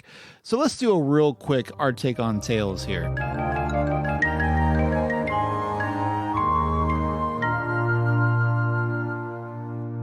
There was one book I realized after we talked about books for our most recent book club discussion in January that I said, I didn't think I had anything I was burning to talk about, but I remembered something that I'd read during my beach trip. I read Peter Pan and Scarlet, which is an authorized sequel to Peter Pan. Authorized by the hospital that J.M. Barrie gave the rights to Peter Pan to. Peter Pan is become public domain, I think, at this point, but they still went ahead and authorized. I mean, this book was from 2006, so I don't remember when Peter Pan exactly went into public domain, but it was a good story. It's funny. I think when I first saw the book in libraries, I was like, I'm not interested in that. At that point, I was a little too precious about it. But since then, I'm much more like, okay, let's see what someone can do with it. There's one of the fun things about stories once they've hit a certain period is that they become part of the cultural zeitgeist, their legends. It's funny to think Peter Pan is really not that old, only like 100 years old, but it feels much older. It does. So it was interesting to see what can they do with the story. And it was interesting. It was, as a sequel, it was after Wendy and the boys had all basically become adults. Okay. And they get the sense that something is wrong in Neverland. And to return, they all borrow their children's clothes, basically. This story has this kind of recurring theme about you are what you wear, sort of. And so when they put on their children's clothes, they become kids again. Okay. And it enables them to return to Neverland and track down Peter. And it's called Peter Pan and Scarlet because Peter has been wearing the old outfit of Captain Hook. Okay. Which, given the whole premise of what you wear informs who you are, creates some problems. Okay. So there's an interesting adventure between them. And overall, it did, I think, a pretty good job of imitating kind of the fairy tale style of J.M. Barrie. Okay. I remember explaining this to Janelle that there's in some ways a difference between fairy tale and fantasy, the way how some modern writers talk about it. Mm-hmm. fantasy, like in the sense of like being an other world with its own rules and that sort of thing. And fairy tales, more dreamy, more dreamlike. Yeah, there might be some internal consistency, but it still has a different quality than like a epic high fantasy world. Yes. And this definitely hits on that. In comparison to, say, Peter and the Starcatchers, which is kind of nominally a prequel series, but that one feels much more grounded in some ways. It's more just straightforward adventure. It uses the character, but it doesn't capture the sense of the book, maybe? Not quite as much. And don't get me wrong, I really enjoy those, but yeah, they're not nearly as dreamlike. But now, interestingly, so I read Peter Pan and Scarlet this summer. Currently, I'm reading a book that my sister gave me for my birthday a few months ago called Tiger Heart. And I'm almost about halfway through it, so I can't give a real in-depth discussion about it. It's interesting. It's written by Peter David, who has written for Babylon 5. Yes. He's written for the actual show, and he did some of the novelizations. Some novelizations I read about Londo Mollari and the Centauri, which were very dark. So when I started this, I was quickly impressed how he also captured the fairy tale vibe pretty early on. What's a little different about this one is that it's more like a Peter Pan remix. Okay. Like he doesn't actually use any of the names of characters. Like instead of Peter Pan, they just referred to him as the boy. Oh, interesting. Wendy is Gwynny. Captain Hook is Captain Hack. Huh. And at first you're like, well, why did they do this? And then I was looking at some of the author's notes in the back. He has two reasons for it. One, he said at some point he realized that the story isn't really Peter Pan's story. It's this new character called Paul Dear. Okay. Which feels similar to Wendy Darling. So new character, that's fine. And he's like, Peter Pan is too saucy a fellow to share to the story be about someone else.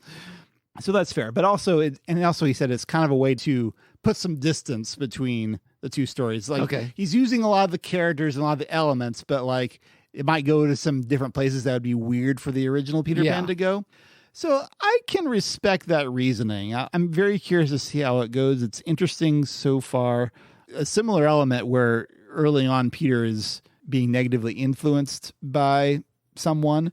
And there was this one brief thing where it went into kind of a nihilistic, like the author will give very kind of asides. Sometimes the narrator is very interesting. He'll give asides about he describes this thing where someone is about to cut off her hand. It's just like, I'm sorry if your older brother is reading this because he'll probably try to be as gruesome as possible.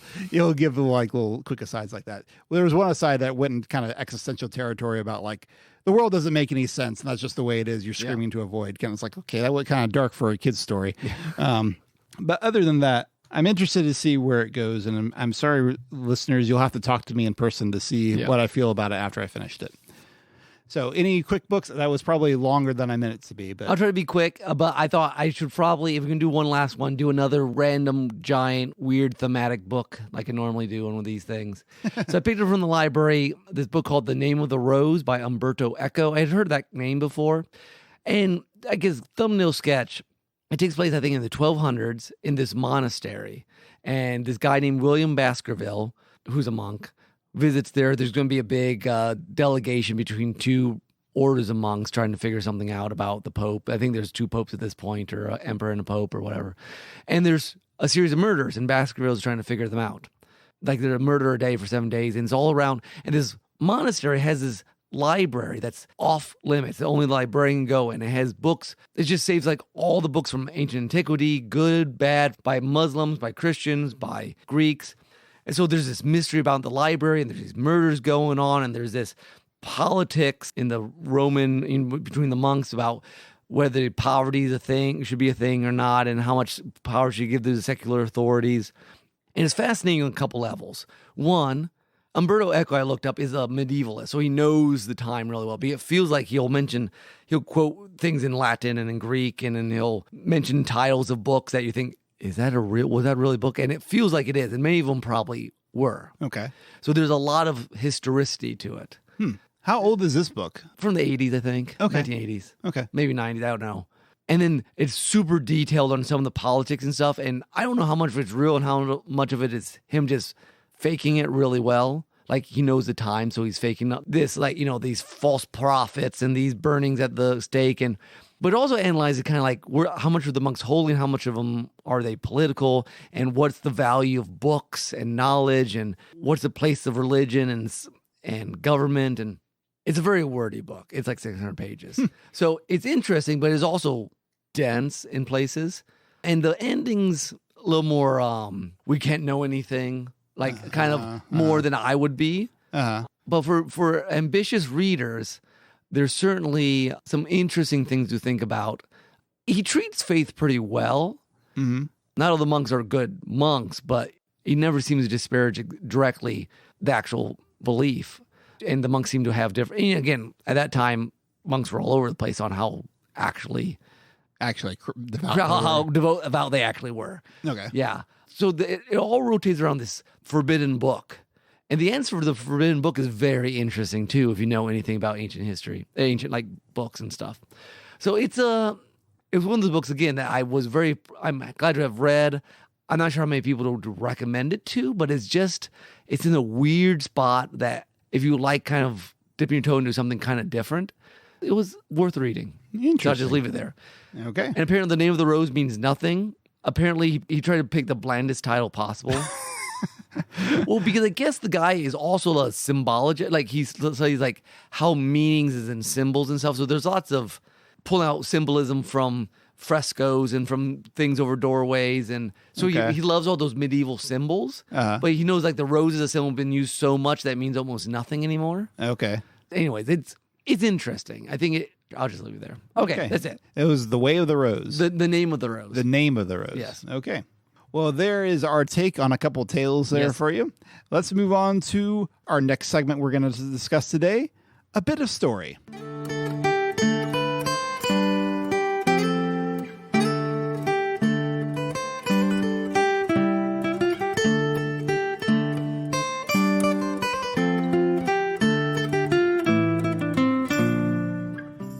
So A Bit of Story first appeared in episode 5. Wow, nice. So yes, we've been doing this for a while. The majority of these are flash fictions that we read from Nick's collection. Well, because copyright. Yes, exactly. They're free and available. Yeah. A Bit of Story has appeared in 27 different episodes. I feel like we've experimented with this one the more as we've gone on. One of our first real interesting experiments was we did kind of a compilation of vaguely Christmas related ones. I thought that was really fun. I thought our first experiment was when we had like Kenny Castillo, and then we tried to do like our first audio drama. I mean, that's a really old one. That's true. We did Four Till Boom, I think it was. Yeah, but I think that's the first time we tried to do it almost like a audio drama, isn't it? Clint, talk to me. Did you make it? Clint! I made it. Oh man, that hurt. I'm not doing that again, Molly, not ever. Not even if the whole Earth's in peril. Well, I think jumping from a secret military plane onto a nuclear missile would be a once-in-a-lifetime experience. We didn't go real deep into that. But Christmas compilation, I think, was the time we're like, hey, let's make this into almost a program. Yeah. A drama, a sensation. A standalone segment. Yeah. Which, in some ways, it was also the birth of an idea for a potential spin-off podcast that, I don't know, should we talk about this? Sure, why not? Okay. Then if anyone, they can comment and encourage me. Yes.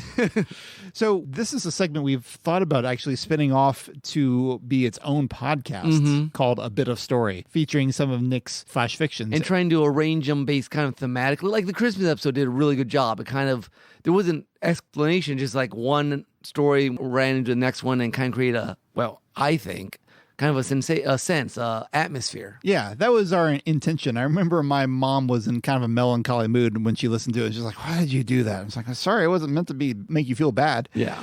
But that being said, we have scripted this. We kind of started putting this. It's in the, what would you call it, pre-production? Yes, it's been in pre-production limbo for a while. Yeah, just like a lot of stuff. But it's close. So just encourage, if this is something you're interested in, encourage Nick to make it happen. Yeah, because it could be really fun. Yeah. Some of the other ambitious episodes I think we did with A Bit of Story. In episode 90 was an episode about audio, so we had fun with that. Yes. Was that the malfunction episode or that a different episode? That's a different episode. That was, I forget the name of it. Was 90 Under the Dome or the... Yes, it was a war story. Yeah, that was fun. So you did a good job on that. The domes shook. The ground quaked. The battered alley walls cracked. The air pressed down upon Corbin Priest. He widened his stance and waited for the blow to pass. Concrete dust billowed into the air, shrouding him from his foe's eyes and veiling his foe from his. He was close. Once again, he was very, very close. Where are you, villain? Corbin wiped his face with the back of his hand, then rechecked his ammo. It would be enough. Show yourself. Let's have done with this. And in some ways, episode 90 was sort of practice for episode 100. We knew we wanted to do this big, we wanted to do an actual audio drama and kind of, which we did with episode 100. That was kind of combined audio drama and our normal talk show format.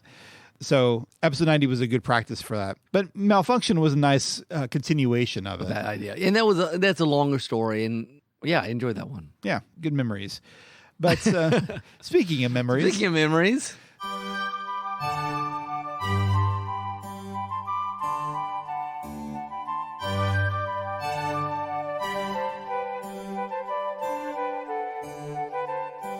We are going to continue our habit of introducing a new bit of story for you in this segment. So, Nick, what is the story we are about to hear? Memory Lane. Very appropriate for an episode about nostalgia. Yeah, we thought we picked it based on the theme. So it's an old one. Published on your website a couple days before our first podcast was. So I don't know if it was actually written then, but it might have been transferred from a previous site, or maybe it's new. Makes sense. All right, so here we go.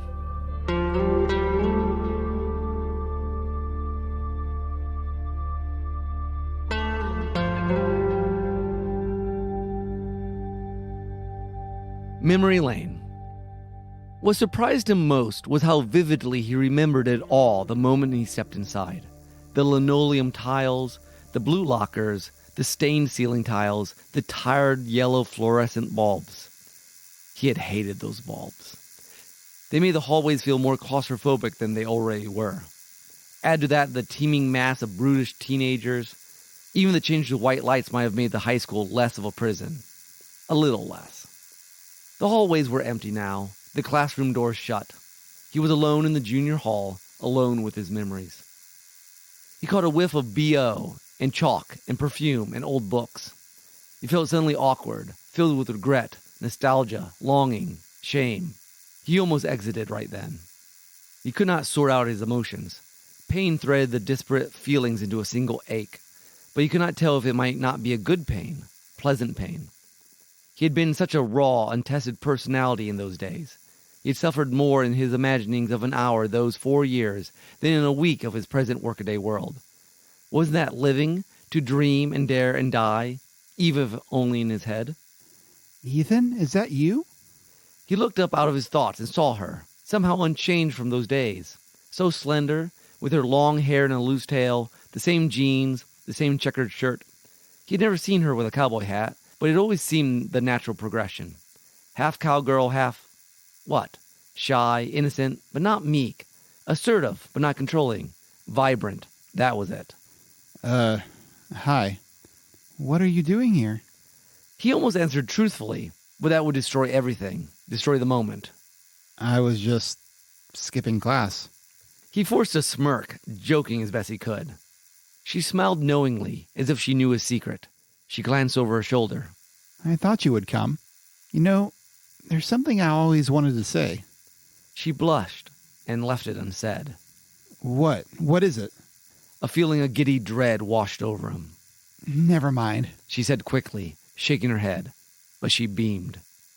I always liked you too, Ethan blurted out. I was too scared to say anything. Do you know how many times I planned what I would say to you?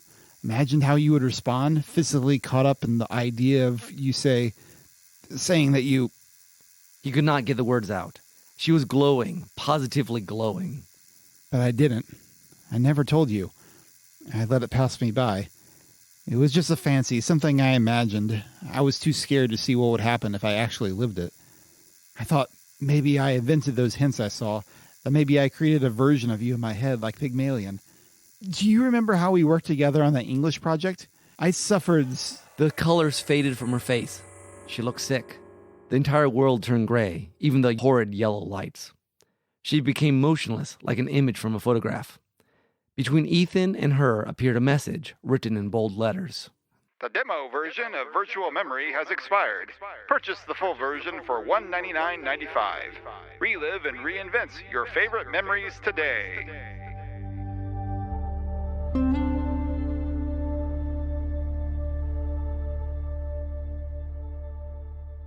There you go. Well, that was something. That was something. I'm not sure that's a sweet sort of nostalgia, but it's No, I don't something. think it is. Is that sort of like kick yourself nostalgia, I guess? Yeah. It's like when you're in the shower and you remember some dumb thing you Yeah. did in junior high or later. It's funny because I feel like this, and I didn't even know this until I reread it. I feel like this is like the sad companion version to my more modern, like in the movies. Is that another That's flash fiction where like he's talk about going out west and he's going to go out west. And then at last he's like, hey, you want to come with me to the girl? I feel like that's the happy version of this. Okay. So if you want to read that version, guys, we're not going to do it now because this episode's going to be long enough. But it's on my website at worksofnick.com. It's like story number 154. Okay. Good to know. All right. Well, we need to keep this train moving. Hopefully keep it on the tracks. Well, maybe. Our next segment we're going to cover today is...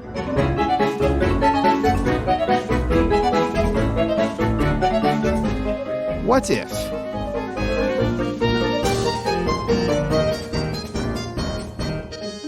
Now, What If is sort of a repurpose of another segment. Yeah.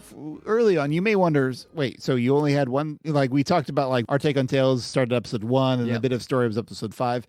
One segment that was more recurring in the early days was a thing called Crackpot's Corner. We would come up with interesting ideas or inventions that are like, hey, what if this happened? And it was more of it was things that we had thought of before the podcast. Yeah. Like, let's do a Final Fantasy VI anime, or, I mean, some of them were kind of, I remember since I was going to film school at the time, I had this idea for a campus-wide movie sign. Yep. Where like in Mystery Science Theater, a movie sign alarm would flash and everyone have to go to watch the movie for the day. But normally they were almost inventions or events or things you would actually make and not what if became, which was more...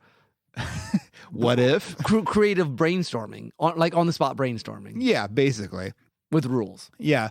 Originally, the very first What If appeared in episode 21. And in that one, we discussed what would happen if Tolkien wrote Star Wars. Mm-hmm. Or maybe it was with George Lucas wrote Lord of the Rings. I don't remember. We switched. Maybe both ways. Maybe both.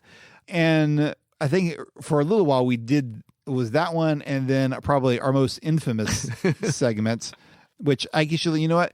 We have another clip from someone who has a favorite moment. So let's hear what that was about. This is a friend of ours and friend of the podcast, Nathan Marchand, who has appeared many times on the show. Now he's phoning in from Monster Island, where he hosts the Monster Island Film Vault, and I hear his sidekick Jimmy from NASA is with him. Fun! All right. So let's hear what Nathan has to say.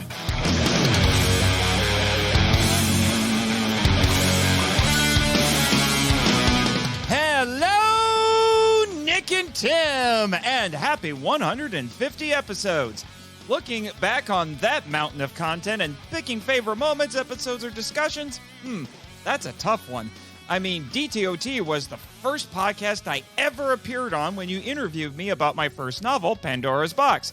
It also served as the backdoor pilots for both my previous podcast life and the Monster Island Film Vault, which led to my burgeoning media empire. Hey, a small empire is still an empire, Jimmy. Anyway, if you twisted my arm... Metaphorically, Jimmy! Ugh. I'd say my favorite personal moment on DTOT would be the What If segment, where we added kaiju to stories that didn't have any. The Treasure Island bit was brilliant. And the all-time classic, The Crackpot's Corner, about Michael Bay's Wizard of Oz. All it was missing was the tagline, "Time to kick Kansas." What do you mean, it stinks?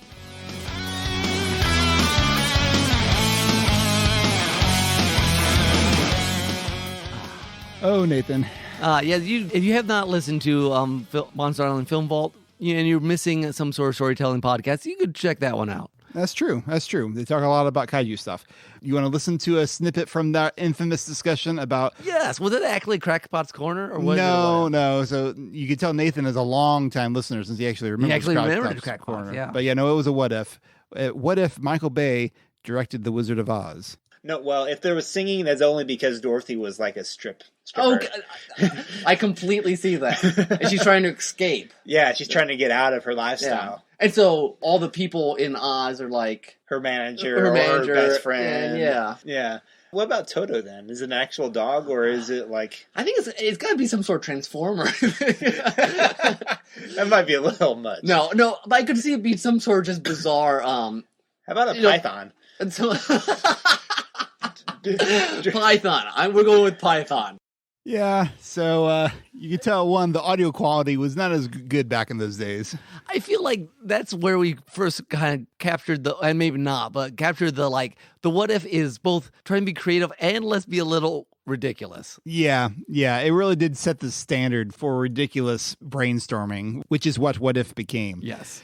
Another standard that became part of What If is how we would come up with these scenarios is by the whole putting things in a hat sort of thing. And I remember an episode that my sister Danielle particularly enjoyed was the politics episode. What we would do is we had all these different species of aliens, usually from sci-fi, put them on a planet together and see how they'd survive.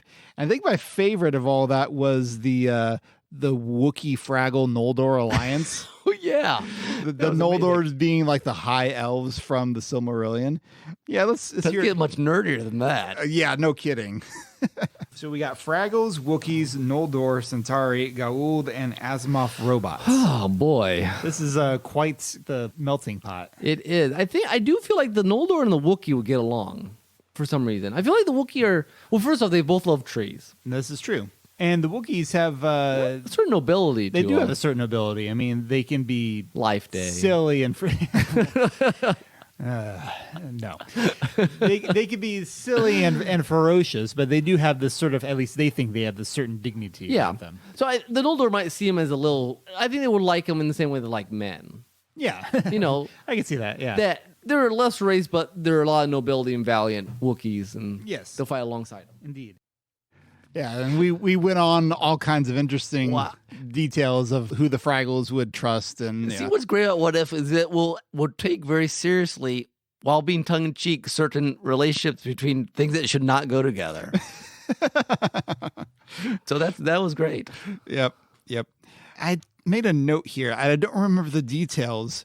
At some point, you brought into question whether Bambi's mom actually died. Yes, I don't remember the I remember it being hilarious, but I don't remember the context, actually. We kept bringing up Bambi's mom. It became a running joke on What If for a little while. Yeah, it did. What If is one of my personal favorite sections. I think it is an audience favorite, too. I think the only reason we don't do it more often is sometimes it would be kind of creatively taxing, and when we're maybe a week where we're kind of brain dead or something. And we also we keep trying to at least switch it up enough, because there's always we want to make sure that it's a unique version. What If? I mean, we always have kind of some of the same elements, but we want to make it unique. So we didn't always do it unless the topic seemed to lend itself to something that would fit in with the story school. I mean, I guess that's one of the benefits, a bit of story can nominally relates to our story school topic. Our Take on Tales really doesn't usually. No. It's usually kind of its own separate thing. So I guess that's one thing of What If has going for it, that it really ties into the episode theme really well. In many ways, we have had What Ifs where it will heighten. We're like, see what we said in story school matters here. That's true. So yeah, I'd love to hear if people have their own favorite What If. We'll see if we have anyone else chime in. Yeah. I'd love to know, because I do think it is one of our favorites, and it is an audience favorite, even if it's sometimes, what are we going to do for this one? It requires a little bit more brain power. And I feel like it always starts off a little like, okay, what's going on? By the end, usually there's something that's perfect. Yes. That's... where we put Alice on the moon or whatever happens. And we should give an honorable mention. We have sometimes tried to do a live brainstorming that wasn't involved in What If. Like a whole half hour or...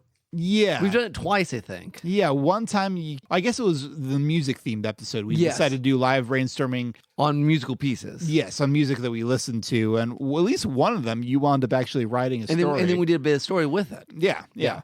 But I know at one time, I think it was for some other anniversary episode where we just we said we were basically combining all of our things, but it was really just a really elaborate What If in some ways.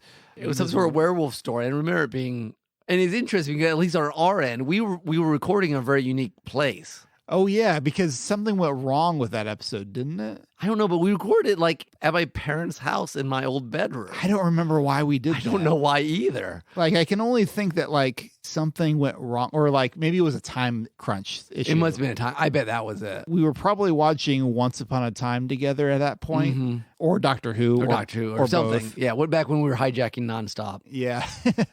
So we recorded it there. But yeah, distinct memories of that one. Yes. So they're trying to do the paperwork, but they were just hammered. It was a full moon that night. So there was werewolves running around outside. Okay, so there were werewolves. Yeah. So there's werewolves going around. Because the hospital was full of werewolf patients. So that was part of the reason why they were so packed. I'm providing no the pun backstory intended. here. What? Packed. Yes, exactly what I meant. What if?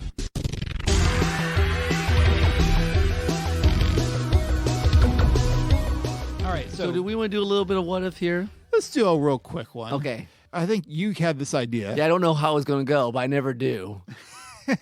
As we said. So my thought was, okay, the band's breaking up. All right. Not really, guys. But yeah, we're still friends. And we're going to go over our own way and do our own podcast. So if we go solo, right? Well, is it podcast or are we going to solo podcast? Or we're just going solo and do some sort of creative endeavor that's not writing? I think for the purposes of this what if, we have to keep it a podcast. Okay. Because otherwise we kind of know we're both going to start writing things. Well, no, it would have to not be writing. It'd have to be something like some sort of together thing. Some sort of audio thing. Okay. Well, we'll stick with podcasts. So solo podcasts. So here's the question.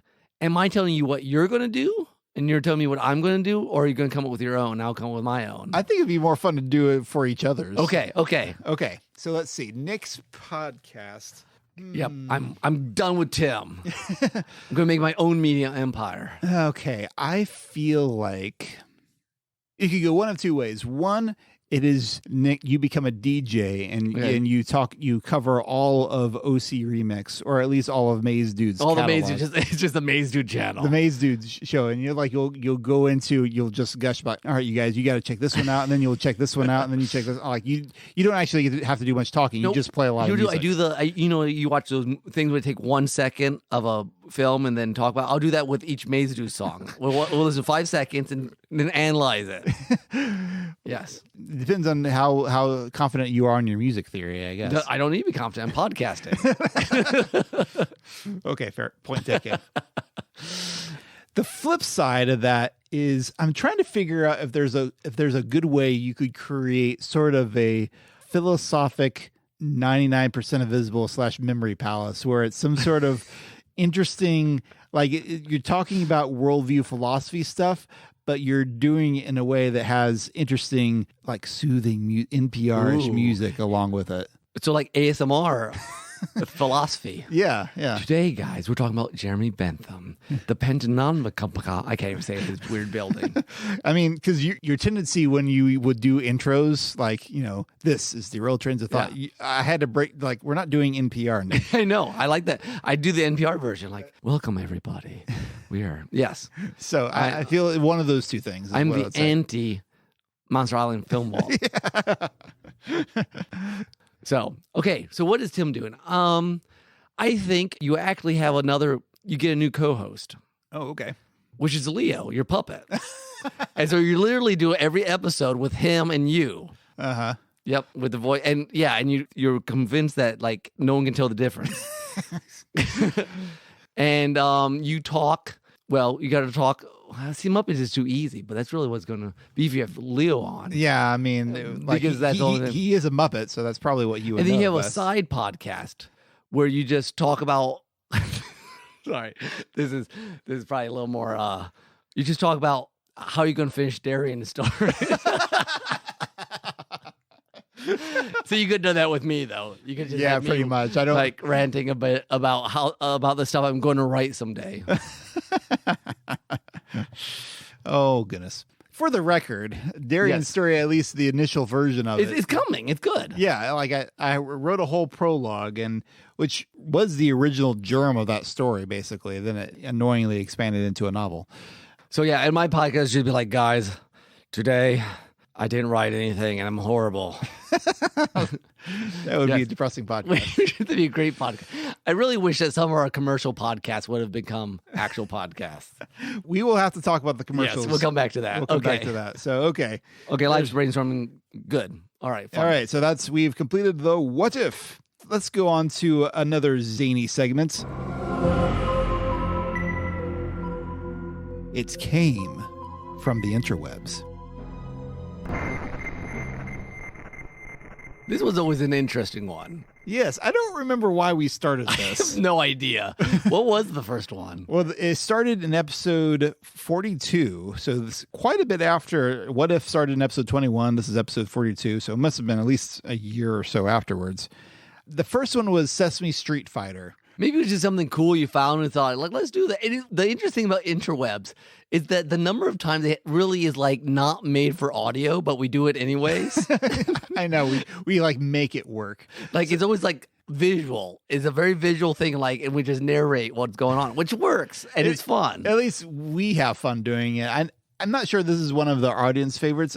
It probably is usually better if there's some sort of audio component. Yeah. I know in the audio episode we did ASMR. That was great. That was a lot of fun. That was a lot of fun. So it came from the interwebs, has appeared in 25 episodes. That's actually a lot. That's more than I thought. Yeah, it became kind of our regular recurring segment for a while. For a little while, it kind of had like 3 segments we'd try to recur regularly. Is that where, is it Faulkner or German translation went in? You know, I don't remember if it came from the interwebs or if that was Challenge Accepted. See, I think it was before Challenge Accepted, but maybe I'm wrong. You could be right. Actually, I think you are right because I think I can't. That's one of my all-time favorites. And I think we did didn't we do also, maybe it was a Challenge Accepted, Tolkien name or medicine. Yes. You know, those internet quizzes that you find on the internet work really well for Challenge Accepted. It does. Yeah. And I think sometimes we did use it for that too. But I mean, the initial idea behind it came from the interwebs was there's a lot of creative stuff on the internet. And we talk about creative stuff here. Yes, we do. So it's not necessarily always story related, but it's usually creative in some way. For some reason, even though it wasn't necessarily my favorite, I always remember Jim Carrey's website. Yeah, that one. I don't know, it just stuck with me because it just was weird. Yeah, laid out like some sort of demented Ronald Dahl kind of layout. It was bizarre. Yeah. Whoa. Countdown went into his brain, I think. Very and now scary he's place. eating. Now the Grinch is eating someone. And then there's some floating devil-looking that just shot laser beams out of his head at someone riding a piranha plant. yeah. Oh, it shot beamed at the Twitter bird. Okay. My gallbladder surgery loading and a video that's coming from a eardrum that's coming out of a skull. Wait, what? Oh, this is a gallbladder surgery. Oh, it is. Is this Jim Carrey's actual gallbladder surgery? I think it might be. Not that I wanted to see that, but now that I'm watching, I can't stop. Okay. Probably one that has stuck with us the longest. Oh, yes. And like we actually still use. Yes. The Instagram account Zillow Gone Wild. That was probably my favorite to record. That was hilarious. You know, the unfortunate thing about that is I feel like it'd be really hard to find those same houses that they covered in it. So if you didn't listen to this episode, folks, Zillow Gone Wild is this Instagram account that has pictures of houses that are on Zillow, the real estate site. It's this very interesting one. Yeah, a recurring joke on the thing is you never know what's going on inside a home. Because sometimes people have weird decoration choices, like rooms that are all purple or pink. Or you'd be watching it's normal. Wait, what? A room full of dolls or something. Yeah. Toilet in the middle of a room. Yeah. I've followed Zillow Gone Wild ever since then. Yeah. And it's not always as insane as some of the most insane ones. They show mansions fairly often. Ones that are just like over the top sometimes. Yeah. But the ones that are just the most are always fun. Or people who like really like one particular thing, like everywhere the house, like a sports team. Yep. There was one that was like University of Michigan everywhere, every room. And then the guy had to be shed. Yeah, they always make fun of the potato sheds. Yeah. Someone who had a shed out in their backyard that was just full of potatoes for some reason. Anyways, that was one of my most favorite interwebs. It came from the interwebs.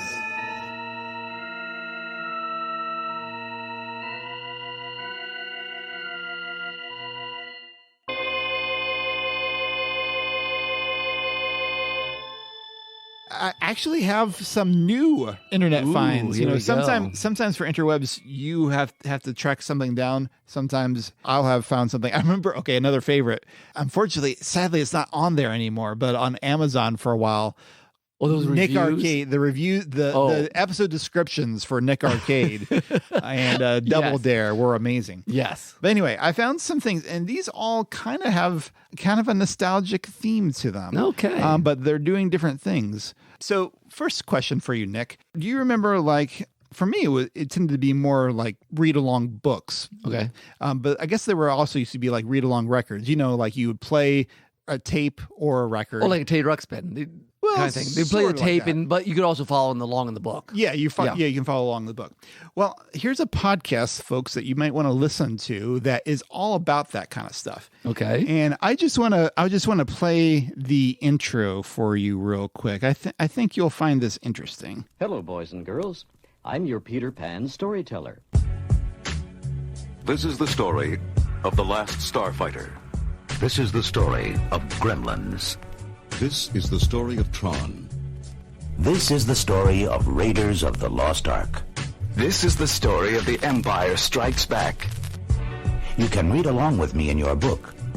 You can follow the story along with me. Every time you hear this sound. Every time you hear this sound. Turn the pages when you hear this sound. You will know it is time to turn the page when you hear the computer sound like this.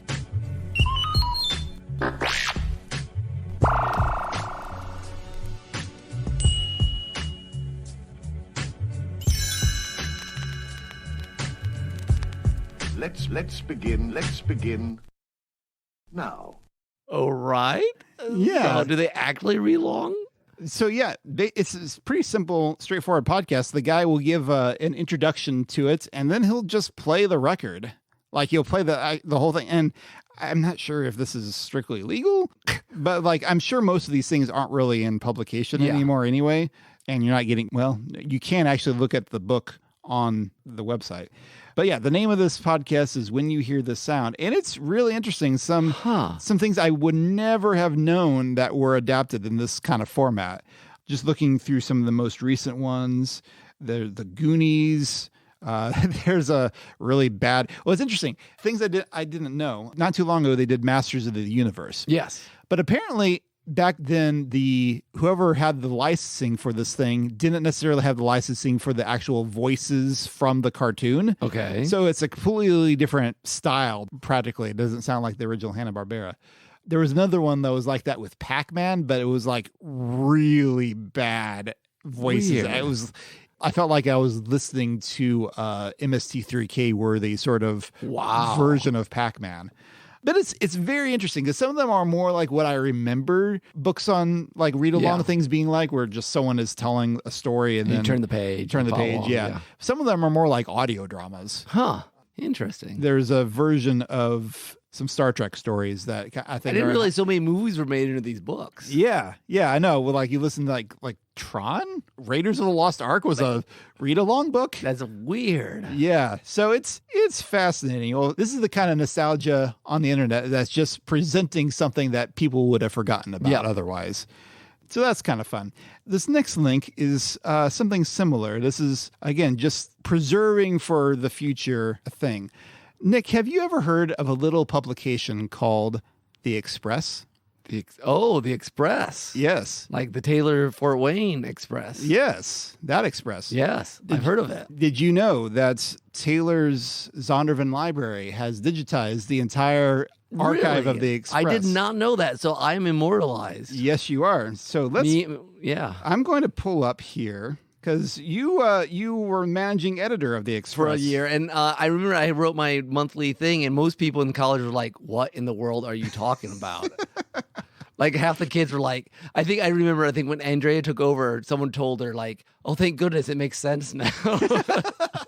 Because a lot of times you would act like you were pulling it from something else, right? Yes. I did poems. I did a commentary of Leviticus, not real, but a fake commentary of Leviticus. So I'm going to pull this up. So which link is it? It's the second one. Go ahead and pull it up. Okay. Wow, I'll show Natasha this. That's kind of cool. Go to the Express, November 21st, 2002. Wow. I'm glad they found them all. An excerpt from the introduction. All right. I don't even know if I remember So this. first off, look at it. If you look at the top of this, so this is the managing editor section of the opinion page. It is labeled Derailed Trains of Thoughts, which I knew was a writing group. I had completely forgotten that Derailed Trains was originally your editing. Well, because before me, it was Rants and Raves with Josh Jacket. Yeah. Okay. So anyway, So I love this intro. I had forgot this. Yeah, you got to read this intro here. So it's been a hectic week. You know the kind. So at 9:30 rolled around, the night the paper need finished, and I still had no column. I prayed for divine guidance, stole a blindfold from an ethnic and minority issue student. Okay, so the ethnic and minority issue students they would sometimes put on a blindfold to simulate being a blind person, so they could have a cross-cultural experience. Ran painfully into the library. Because the blindfold. And managed to grab a book before the desk librarian Timothy Deal tackled me. Is my way of casting lots. Anyways, the book was, unfortunately, a 1,000-page commentary on Leviticus. But I have no more time. You'll have to suffer, Nick. And then my entire article is a fake introduction to a fake commentary. So it just goes to show, we were talking about how we did a fake episode with fake questions. I've been doing that for a long time. Apparently, you've been doing this for a very long time. Oh, fake is the best way to do stuff.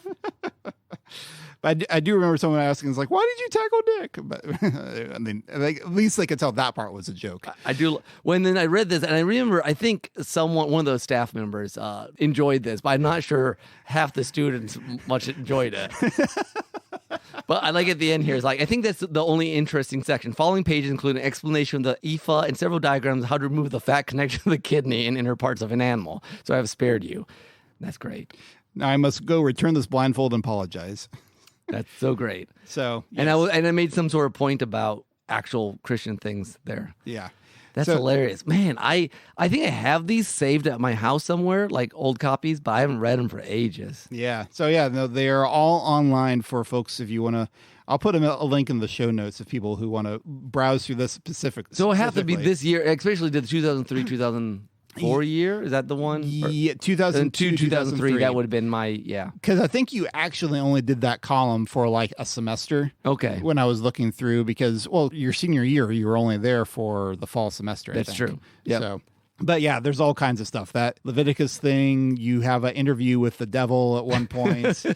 A poem that's supposedly from some ancient text or something. Something like, that sounds about right. I'm trying to remember what else there was. Every single time you're like, I didn't have time to write an actual column, so here's some random thing I found. And it's... Oh, I love this. This is, I completely forgot this one. A scientific journal written by Dr. J.O. Bentley, which is Job. J-O-B. I'm sure no one got that. No.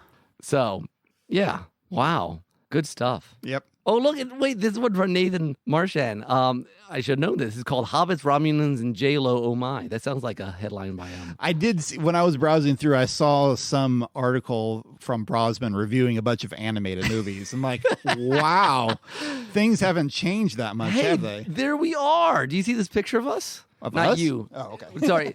It's which date? The Express staff. It's December 12th. It has me and Natasha, and then there's Andrea and Erica Williams and Elizabeth Lehman and Marsha Baker. Yeah.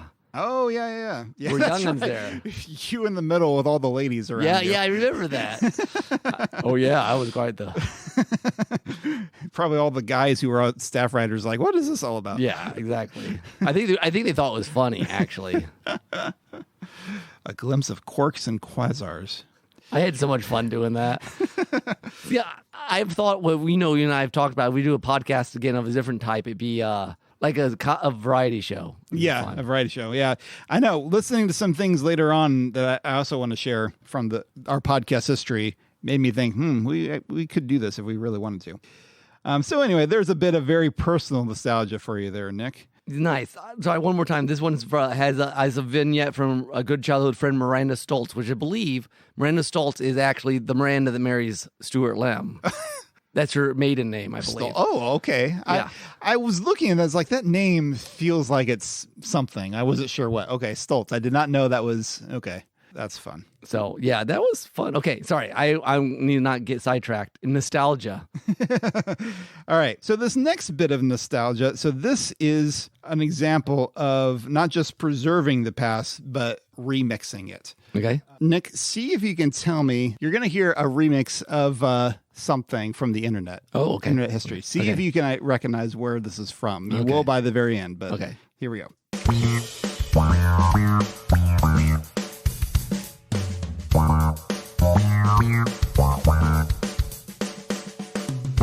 I do enjoy it. It has a Paperboy vibe. It does kind of have a Paperboy vibe.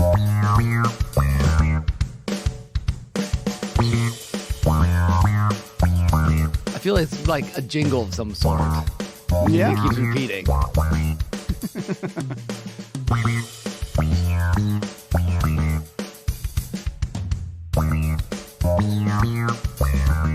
One of those things that kind of like on the edge of your brain, but you can't quite. Yeah. It's the whole music. Whole music.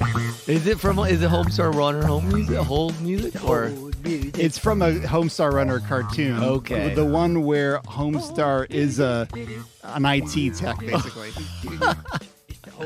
Now, did the brothers chap? No, this is a fan thing. Yeah. Well, like, so in the original version, it's just Homestar singing this. They made this beat. Nice. Hold music. Thank you for holding. Your call is very important to us. Well, like, you've heard the Strong Bad Daft Punk album, haven't you? I'm not sure that I have. You never heard this Strong Bad Daft Punk album? I'm not sure. I'll have to look that up. Yeah, look it up sometime. They took the entire Daft Punk album, one of them, and put Strong Bad saying "Come on for Ho Gods" to the entire album. Okay, that is kind of awesome. It's kind of genius. So yeah, look it up on YouTube sometime. It's a wonder of Homestar Runner just leveled up the internet. It really did. It was the first thing that had a community around it. Well, at least it feels like. Yeah, at least the one I was involved in. Yeah. So anyway, that was great. I encountered that and all along. It was like just one of these little jingles that Homestar sings, and then someone many years later does an actual song to it. That's pretty fun. Okay, so this is an interesting example of taking something that you're familiar with and putting it in a different form. Okay. All kinds of nostalgia tonight. Okay. Yes, indeed. In a different form so that you can study it. Do you know who Steven Soderbergh is? Oh, he's a director, correct? Yes. I believe he directed the Solaris. Didn't he? One of the Solaris movies? Possibly. Maybe. I was going to say the Ocean's 11 movies. Okay. I think that's him. Anyway, he has this blog where he does really interesting things, talking about stuff. Also, he lists like everything he's watched over the course of a year. But this thing, go ahead and click link number 4 there, and then go to the video at the very bottom. Okay. And let's jump to, let's say, 26-minute mark. We won't be necessarily watching it the same thing, and that's not really important. Do you recognize what this movie is? Yeah, I seem like I've heard about this. It's a black and white version of Raiders of the Lost Ark. Yes. And what's interesting about this, and you can hear, we were playing over some techno music that he's put over it. He's taken all the sound out. He's crushed the dark. Well, I'm not sure how much he's changed the contrast, but it's all black and white and silent. And the idea here is to be able to watch a movie that probably everyone knows super well, and being able to really look at it differently. You look at it differently, kind of study the framing, like where Steven Spielberg, how he arranges the shots, the lighting. This would be a really good way to see it fresh, not be distracted, because especially the good directors like Spielberg, you get sucked into the story. Yeah. And this helps you stay out of it a little bit. Yeah, the scene we're watching right now is Indy and Marion in her bar in Nepal. And it's very dark. And what's fascinating to me is some of the lighting. Like, he says that if you're saying to yourself, this black and white looks amazing, it's because the director of photography did a lot of stark, high contrast lighting from like when black and white was still the predominant form of film. But it just looks so good. Yeah, this is one. The framing's so great. This is a segment that won't be as interesting on the actual podcast, but I wanted to kind of show it to you and shout it out because it kind of reminds you, one, This whole fight that's about to break out between Indy and the Nazis, I never realized before how well you can tell where everyone is in the room. Really good at that. He is fantastic at We could kind of use more spatial of that. awareness. Yes, I know.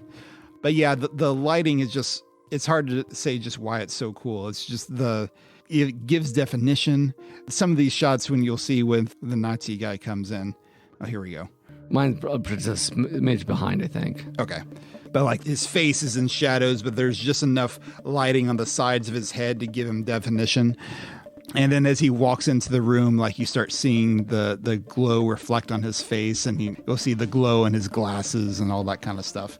I mean, it's a great movie on every level. Yeah. It's just a really interesting method of not saying that this is the way Indy should be watched. Yeah, but it helps you see things differently. Yeah. There he is walking in for me. Very nice. I like that. That's a cool experiment. Yeah. We don't have to go into this deep now because we'll just be saying, oh, that looks cool. But yeah, that's worth checking out. I'll make sure that's in the show notes too. All right. I've got one last thing for you real quick, Nick. And this is not really nostalgic. This is just for fun. We don't do that on this. Since we're saying goodbye to the podcast for a little while. Yes. It seemed good that we'll have a nice little outro for that, sung by someone who's known for having a beautiful voice in the Mario games, Toad. Oh, yes. I love Toad singing. So here's a choir of Toad singing Auld Lang Syne. 1, 2, 3.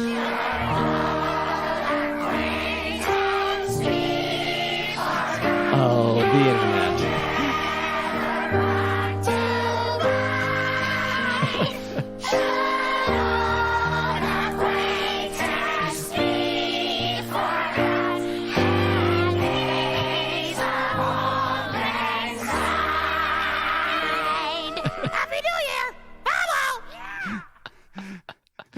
That's very nice. Isn't that touching? That is very touching.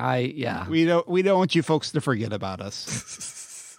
All right, we need to move on. Keep moving. Yeah, keep moving. Moving on right along. Moving right along to everyone's favorite segment. This is the capstone of Derailed Trains of Thought. And honestly, the capstone of podcasting. Oh, yes. In general. It rocks hard. That means it is time for Pun Times.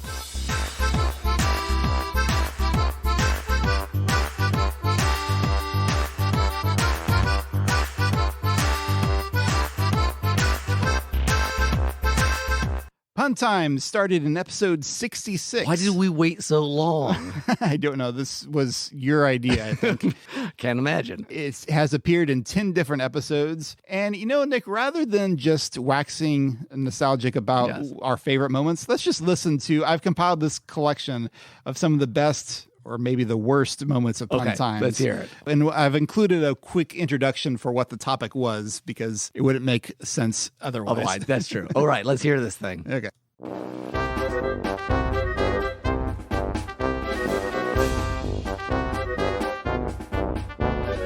Book titles. A good activity that you could do with your kids, though, you go to, there's a college just over, not too far from here, over in South Bend. Yeah. You could have a nice picnic out over there and have lunch back at Notre Dame.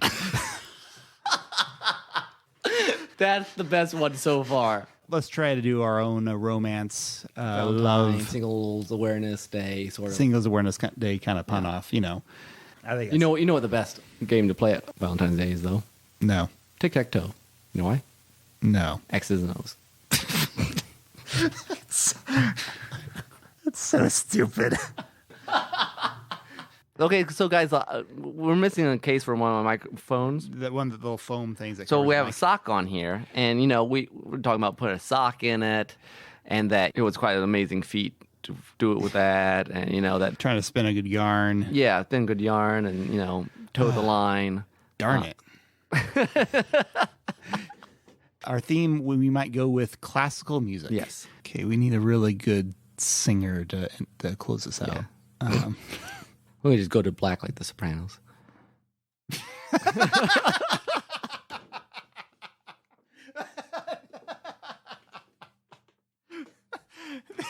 It wasn't really. It was sort of a music pun. It's not really. Numbers and stories. I don't know. I don't want to appeal to the lowest common denominator. Tim, you're being irrational. I think that's purely imaginary.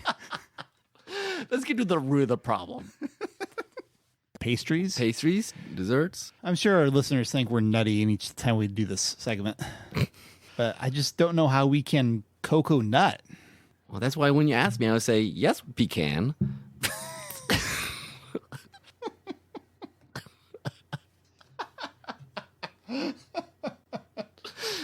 Well, Nick, 'tis the season for some puns. It is the season for some puns. Man, you get them so fast, you're just blitzing them. But really, if it does rain, you should don a raincoat. Yeah, I'll hurry up and dash her to that. What do you think I am, Cupid? There's no way I'm working Vixen to a pun here. Not in good taste. I'm fixing for her beating. Okay, there you go. There you go. You did it. Yep, I was vixing for a beating. So this is, I guess, our Halloween-themed pun time. We are in Halloween town, so it makes sense. It makes sense. I do hope Dracula didn't get sick this year. Oh, what happened to him? I don't know. I heard that he was in his castle coffin.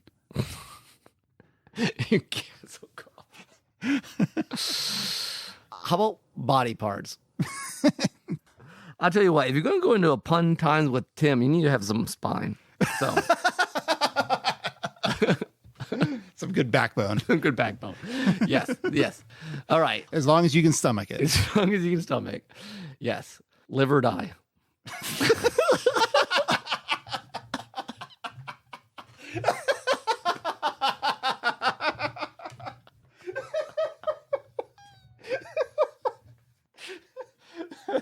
Okay, you win.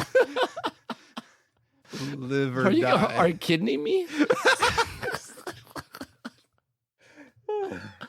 Okay. I gotta. think that's good. I gotta keep my chin up. All right. I think are we actually done with fun times now or not? Maybe.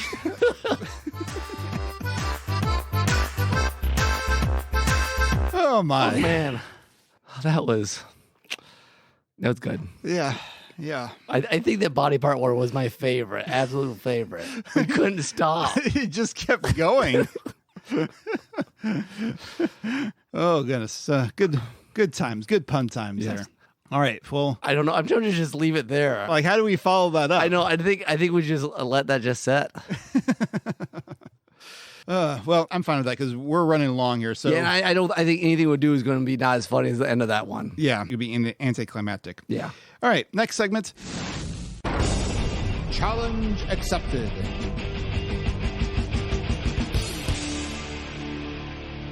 Another newer one. Yes, indeed. This started in episode 83. Unofficially, right? Yes, sort of. Yeah, we didn't actually even call it Challenge Accepted in that. That episode we were doing, it was about family. Was that the Christmas one when we were coming up with sales Christmas pitches specials. of Christmas specials? Yes, with my family. That's right. So my question is, Tim, whether yours is the title of the movie, the Christmas special, is describing the situation in which this Christmas special was made, or is the Christmas special about them making a Christmas special? You see what I'm saying? It's both. Very meta. Indeed. My question, okay, Nick. Yes. So in your version Yes. of this Christmas special, the ghost of Christmas present goes into the past. Yes. Doesn't that just make him? Well, he uses the Ghost of Christmas Past time travel device. Because Ghost of Christmas Past always goes in the past. The present only lives each year until Christmas, and then he dies because that's what happens. Oh. I worry that Nick has spent far too much time thinking about the science of this one. I made a list of the challenge because this has only appeared in 15 episodes. I mean, again, because it only appeared in episode 83, so it's relatively new. But a lot of these kind of turn into more of a trivia sort of segment. Yeah. Again, because it's an easy thing to do. Yeah. It was really only that Christmas special pitches that we did in that first one, that first unofficial Challenge Accepted.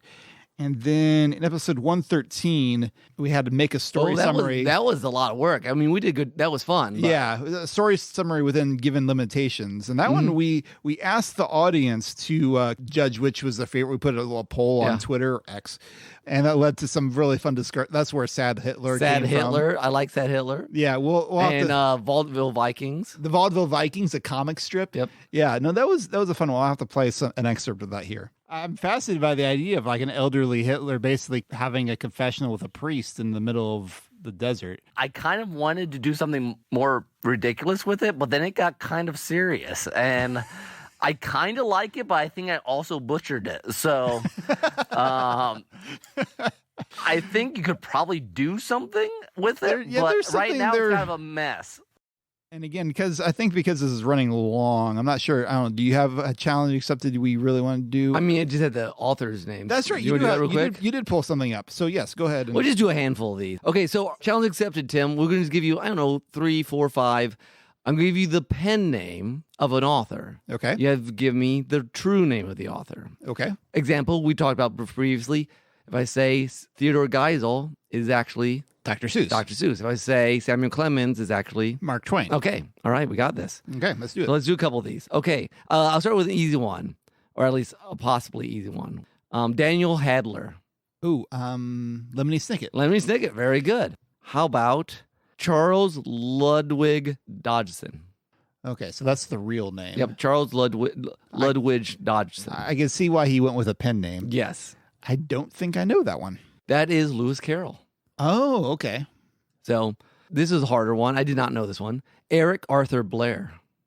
Eric Arthur Blair. I don't know. Without any kind of context. Let me give you a clue. He is known for writing dystopians. Oh. George Orwell? George Orwell. Okay. That's George Orwell's actual name. You know, it makes a certain amount of sense that Orwell would write with a pen name. Yes. Yes, that's very true. Like someone who's paranoid. How about this one? Stanley Martin Lieber. Very famous. Created many characters that people love. The first name is similar. Stanley Martin Lieber. Is this the guy? Is this the guy who created Tarzan? It is not. This is Stan Lee. Oh, okay. Yeah, I should have known that. So I think he officially changed his name to Stan Lee. Yeah. But he did not. This one's interesting to me. Richard Bachman. Richard Bachman.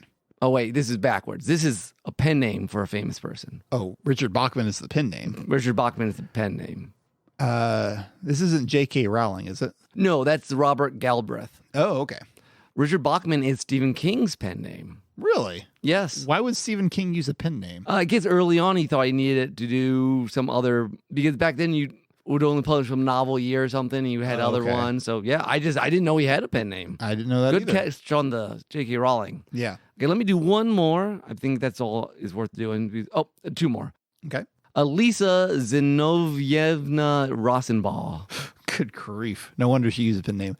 I did not know this one. She wrote some very thick books that certain people absolutely adore, usually kind of political. Ayn Rand? Ayn Rand. Oh, okay. Okay. And Wow. she went from long name to very succinct name. And then last one, I think this, I'll see if I can pronounce this one without dying. Joseph Theodore Conrad Korzeniowski. Leo Tolstoy. Joseph Conrad. Oh, okay. So sometimes pen names make sense. Yeah, yeah. One name that's not on there, or at least not in the you didn't give me. Kind of hidden. Did Mary Shelley have a pen name? Did she publish her book as a man? I think she did, actually. I didn't find that one in the list I was doing. Okay. Because I know George Eliot is also a pen name. George Eliot is one I did not give you that I had on my list. I don't remember what her real name is, actually. She published it under Mary Shelley. She wrote under the pen name Mary Shelley. Oh. Wait, what? That making sense. Okay, apparently Louisa May Alcott published under A.M. Barnard. Oh, okay. So a lot of females would use male names early on. George Eliot was Mary Ann Evans. Okay. The Bronte sisters used pen names. Mary Shelley was... Now people know it was Mary Shelley who wrote Frankenstein, but I felt like it was... This is... She wrote under the pen name Mary Shelley to avoid being associated with her father. So what was her real name? Mary Shelley is a pen name? It's weird because it says Mary Shelley is best known for her novel Frankenstein, which was published in 1818. She wrote under the pen name Mary Shelley, which makes no sense to me. Is that on Wikipedia? No, I gotta go to Wikipedia, though, and look, I guess. Yeah, because someone didn't do their editing there. She was born Mary Wollstone Godwin, so maybe... Maybe she also made Mary Shelley her real name later on. I don't know. There's something... She changed something, but it's hard to know. Maybe it's just her last name. Okay. Well, if our listeners know, they can let us... Yes. And they can inform us. So that was a short and sweet challenge accepted. It seemed worthy to do one last writer-related thing. Yes. And again, challenge accepted. It's been a nice, quick... Like we have short, not a lot of time to prepare. Although sometimes I wind up working a long time. Like I did enjoy when we did 2 Truths and a Lie. With the anime titles, that was great. Well, the animated titles is a fun one. But also there's this other time where I did one where like you had named a couple characters from a show, but then one character, the lie would lead to the next category. Oh, yeah. I should have asked you one last pen name, which is Stuart Lem. Oh, that's you. Yeah, I think. No, Stuart Lem is a real guy. Well, those are kind of the main categories we wanted to talk about. Nick has alluded to there. Sometimes we have done some unusual things. Yes, just for fun. Just for fun. Like the Metacast is a great example of something we had our anniversaries. But every now and then we would like to pretend that we've been sponsored by someone. Yeah. Yes. Our sponsors were amazing. Yeah. We did this a lot in 2021, actually. That was the year. There was a year of sponsors before we had the year of... Was Once Upon a Sentence after the sponsors? Yeah, basically, because we kind of run out of steam for writing sponsorships. Yeah. So we decided to replace it with Once Upon a Sentence. But let's listen to... So we had our friends do a couple of these. Probably the most bombastic is certainly Nathan's. Oh, yes. I remember. So we got it. So let's hear this real quick. Car chases, gunfire, 10 seconds to detonation. Loaded guns, dinosaurs, cruise missiles, towering infernos. C4, femme fatales, blood, knives, careening spaceships, more C4. Your favorite films edited, no exposition, no quiet moments, no flashbacks, nothing but all the adrenaline, none of the boring stuff. Boom! Streaming service, films that bleed, available now. I said now!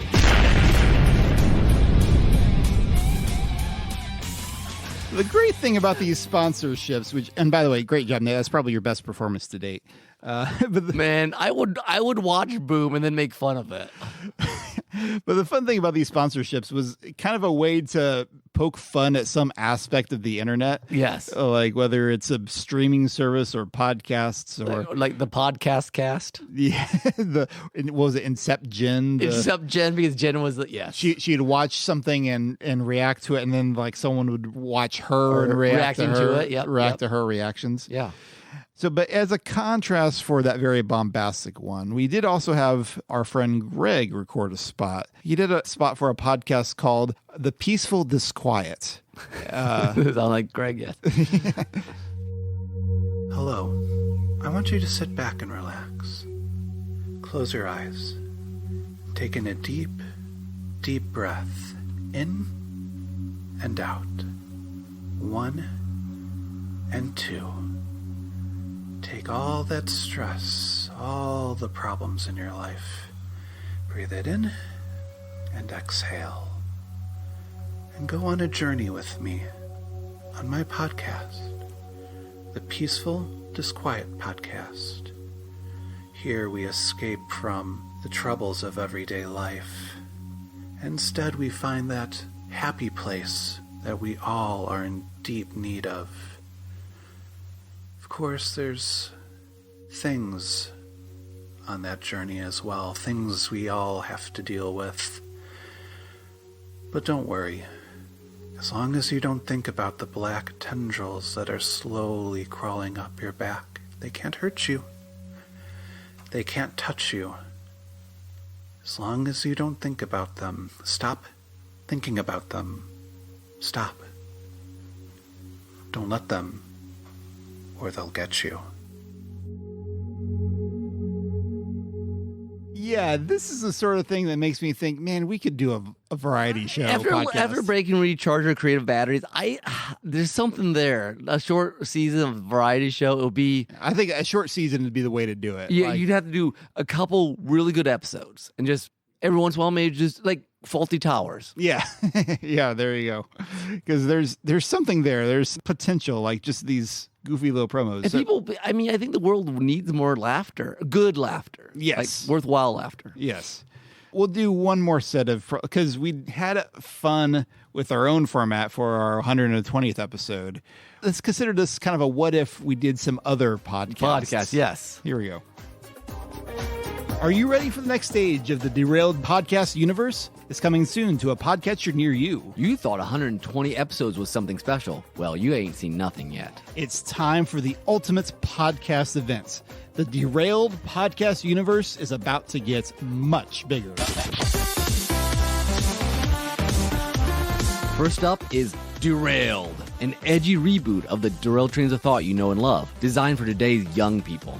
No children, no spouses, just hosts Nick and Tim, single again and living in the bachelor pad in New York City. They'll tackle the grittiest and sexiest shows on streaming. Don't miss a moment of the intensity of Derailed. Next up, boy genius Theo and puppet producer Leo will dive into the world of gaming, from PC to Switch to mobile. If you can play it, they'll tear it apart. With meme-inspired segments and cynical arrogance, they'll take everything you love about video games and deconstruct your enjoyment. No one should miss the new, hard-hitting Sons of Derailed Trains podcast.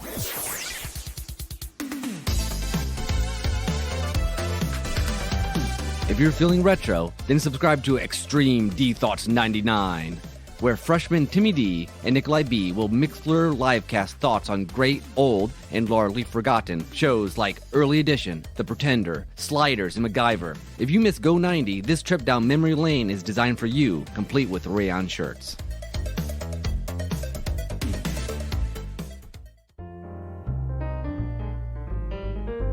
Finally, we're going full gender bender with this next show, Organized Lists of Ruminations, where hosts Janelle and Natasha discuss everything from cultural lessons on the interplay between class, breeding, and perception learned from Mr. Darcy, to why Mr. Carson's nose could only exist on British TV. You thought one series of Derailed Trains of Thought was enough? You were dead wrong. Phase 2 is coming to the DPU. Be prepared. Tim, during this break, I am going to have to come up with an idea for a variety show. Yeah, we had a lot of fun with that one, too. I mean, for people who weren't aware, our podcast theme is a remix of, well, it's called Vampire Snap. It's a remix from Castlevania. Vampire Killer? Is that the original song? Yeah, Vampire Killer. Yeah, I think that's what the original. And all those songs you heard in that segment for all those other shows, spin-off shows, are other remixes of that same song. Which is great. So I had fun collecting those. But, yeah. Good times. Good times. We've had good times, Tim. Yep. Well, there were some times that were not so good. Oh, no. Yeah. Yeah. We had one particular episode. In episode 34, we recapped a lot of episodes that had never actually happened. And we seem to do that a lot. Just things that we didn't exist. Yes. It's like we lie to our audience. I know. But one of those times that we had to recap. We almost ended the podcast over this. Yes, this is a very deep argument that we pretended to have. Mm-hmm. So we'll hate to drudge this up, but bygones, bygones. Yes, yes. So here we go. Curious George is at this traveling zoo, and the zoo people are like, "Hey, Curious George, you can work for us," which sounds kind of creepy. It's kind of a creeper vibe, but don't feed this ostrich because he'll eat what it had. What? And you know what Curious George does? He feeds the. That is blatant rebellion, sinful. This is like, hey, Eve, don't eat this apple. Oh, I'll go eat that apple. That sounds great. He almost kills the ostrich. It says the ostrich was getting blue in the face. He's a maniac. Okay, you know you're. Meanwhile, Frog and Toad. Listen, Frog and Toad. Frog and Toad. I can't. Frog and Toad. Look, Taylor, you diss this down the yellow hat like this. Friendship that cannot be denied. Yeah, our infamous Frog and Toad versus Curious George debate. Well, luckily I'm right now. Curious George the maniac, okay? I'm not going to go over this again. Okay, yeah, well, ever since you gave me that black eye, Okay, yeah. Now, I think we all both agree that Peppa Pig is straight out nuts. But you're not paying any attention to her, for sure. Okay. But... Oh, yeah, that was, yeah. No, those are the bad old days. Indeed. And I guess if we're talking about fake stuff, I do want to clear the air. One of the things that came up in episode 80, where Yes. we answered questions from listeners. Yeah, real listeners, real questions, right? Well, yeah. Okay, fake questions. Fake ones that people thought were real. Well, it became a little awkward when this one came up. All right. Tim, this one's for you. Okay. Okay. This says, hi. So I've been listening to you guys for a while, and I love you guys, especially Tim. Do you have anyone special in your life, Tim? I love good movies and deep discussions. Maybe you could message me and we could talk. My Skype account is Janice Muppet Girl. See you soon, I hope. Actually, I hid this one from you, but I want to just... Yes, I will. I'll text you later. Next question we have here is says, "Hey guys, I'm going to hold you to that." Moving on. I remember that email. Yeah, yeah. My brother-in-law, or I think it was my brother-in-law at that point, was like, "Why aren't you going to tell me about this Janice person? It's not a real girl." It was Janice Muppet Lover. Come on. That was one of that should have given it away. Like, Janice is a Muppet character. It's a joke. Even though Janice then later appeared in the realm of Derailed Thoughts as a bartender later on. Yes, she did. Tried to flirt with me there.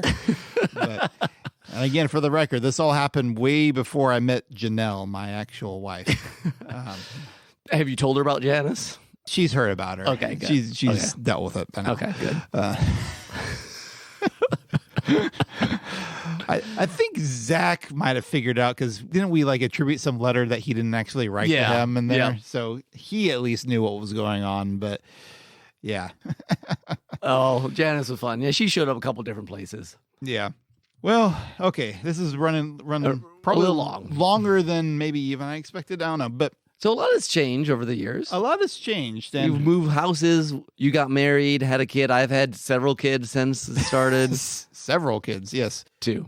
Yeah. Yeah. Well, I guess that's several. accurate. Sure. Close enough. Yeah. They're teenagers now. That's right. That's the weird part. I've switched jobs. You've switched jobs. A couple times, actually. Yeah. Life comes at you fast. Mm-hmm. Crazy to think of the life changes that have happened. I do want to leave a little bit of space here for anyone who send us responses after we recorded this. And if that's the case, here they are.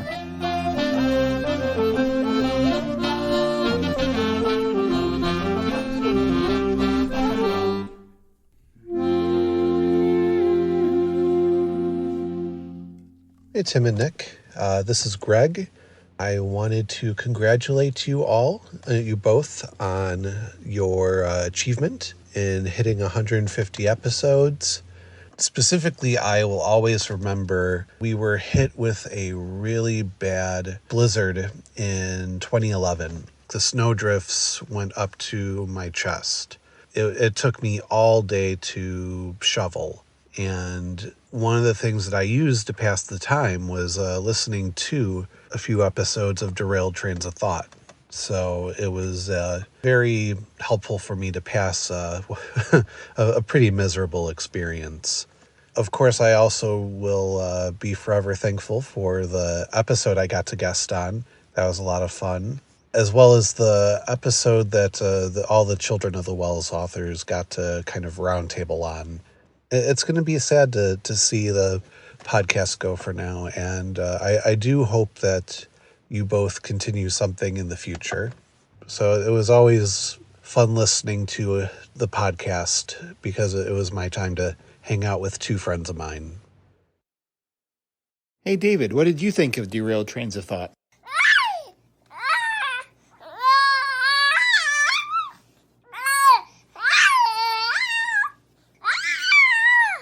Okay, thanks for sharing. Thanks to everyone who recorded something for this episode. Absolutely. It's been a very fun look back. And thank you for bearing with us through all our craziness. Thank you just for everyone who's listened and enjoyed it. I mean, we enjoyed recording it, but it's great that we can hopefully bring some thoughtfulness and some joy to all you out there, whether it's through the soundtrack or what ifs, pun time, recommend a good book, whatever. Or a story school giving you something you never thought of before. even though we know we've never had a huge audience or an audience that listens all the time to every single episode, that's fine. If there's something in there that's that spoke to you, that's great. So we won't bother giving our normal. We'll still keep the social media accounts around for as long as X Twitter lasts. And at some point, we'll probably show up with something, but no promises for any timelines at all. Yep. So all that being said, Nick, you have a soundtrack you want to I do have a final soundtrack. Close us out with it. This is from Legend of Zelda: Link to the Past. It's remixed of the ending song of that game, and it just has a nice kind of the title is Great Job. And I think it's just a nice kind of happy, slightly nostalgic, good song. And I thought it was a good one to end with. Yeah. It's remixed by Insert Rupee, which is a group of two guys, Benjamin Briggs and Halsey. Okay. So enjoy, and I guess that's all we've got. That's all we got after 150 episodes and 13 and a half years. Hopefully we'll be back. I know we'll be back. I know Weekly Hijack, we've got something we want to do at some point. But yeah, it's been fun. Yes, until we meet again. Be seeing you. No. So adios. This has been Tim. This has been Nick. Bye-bye. Bye-bye.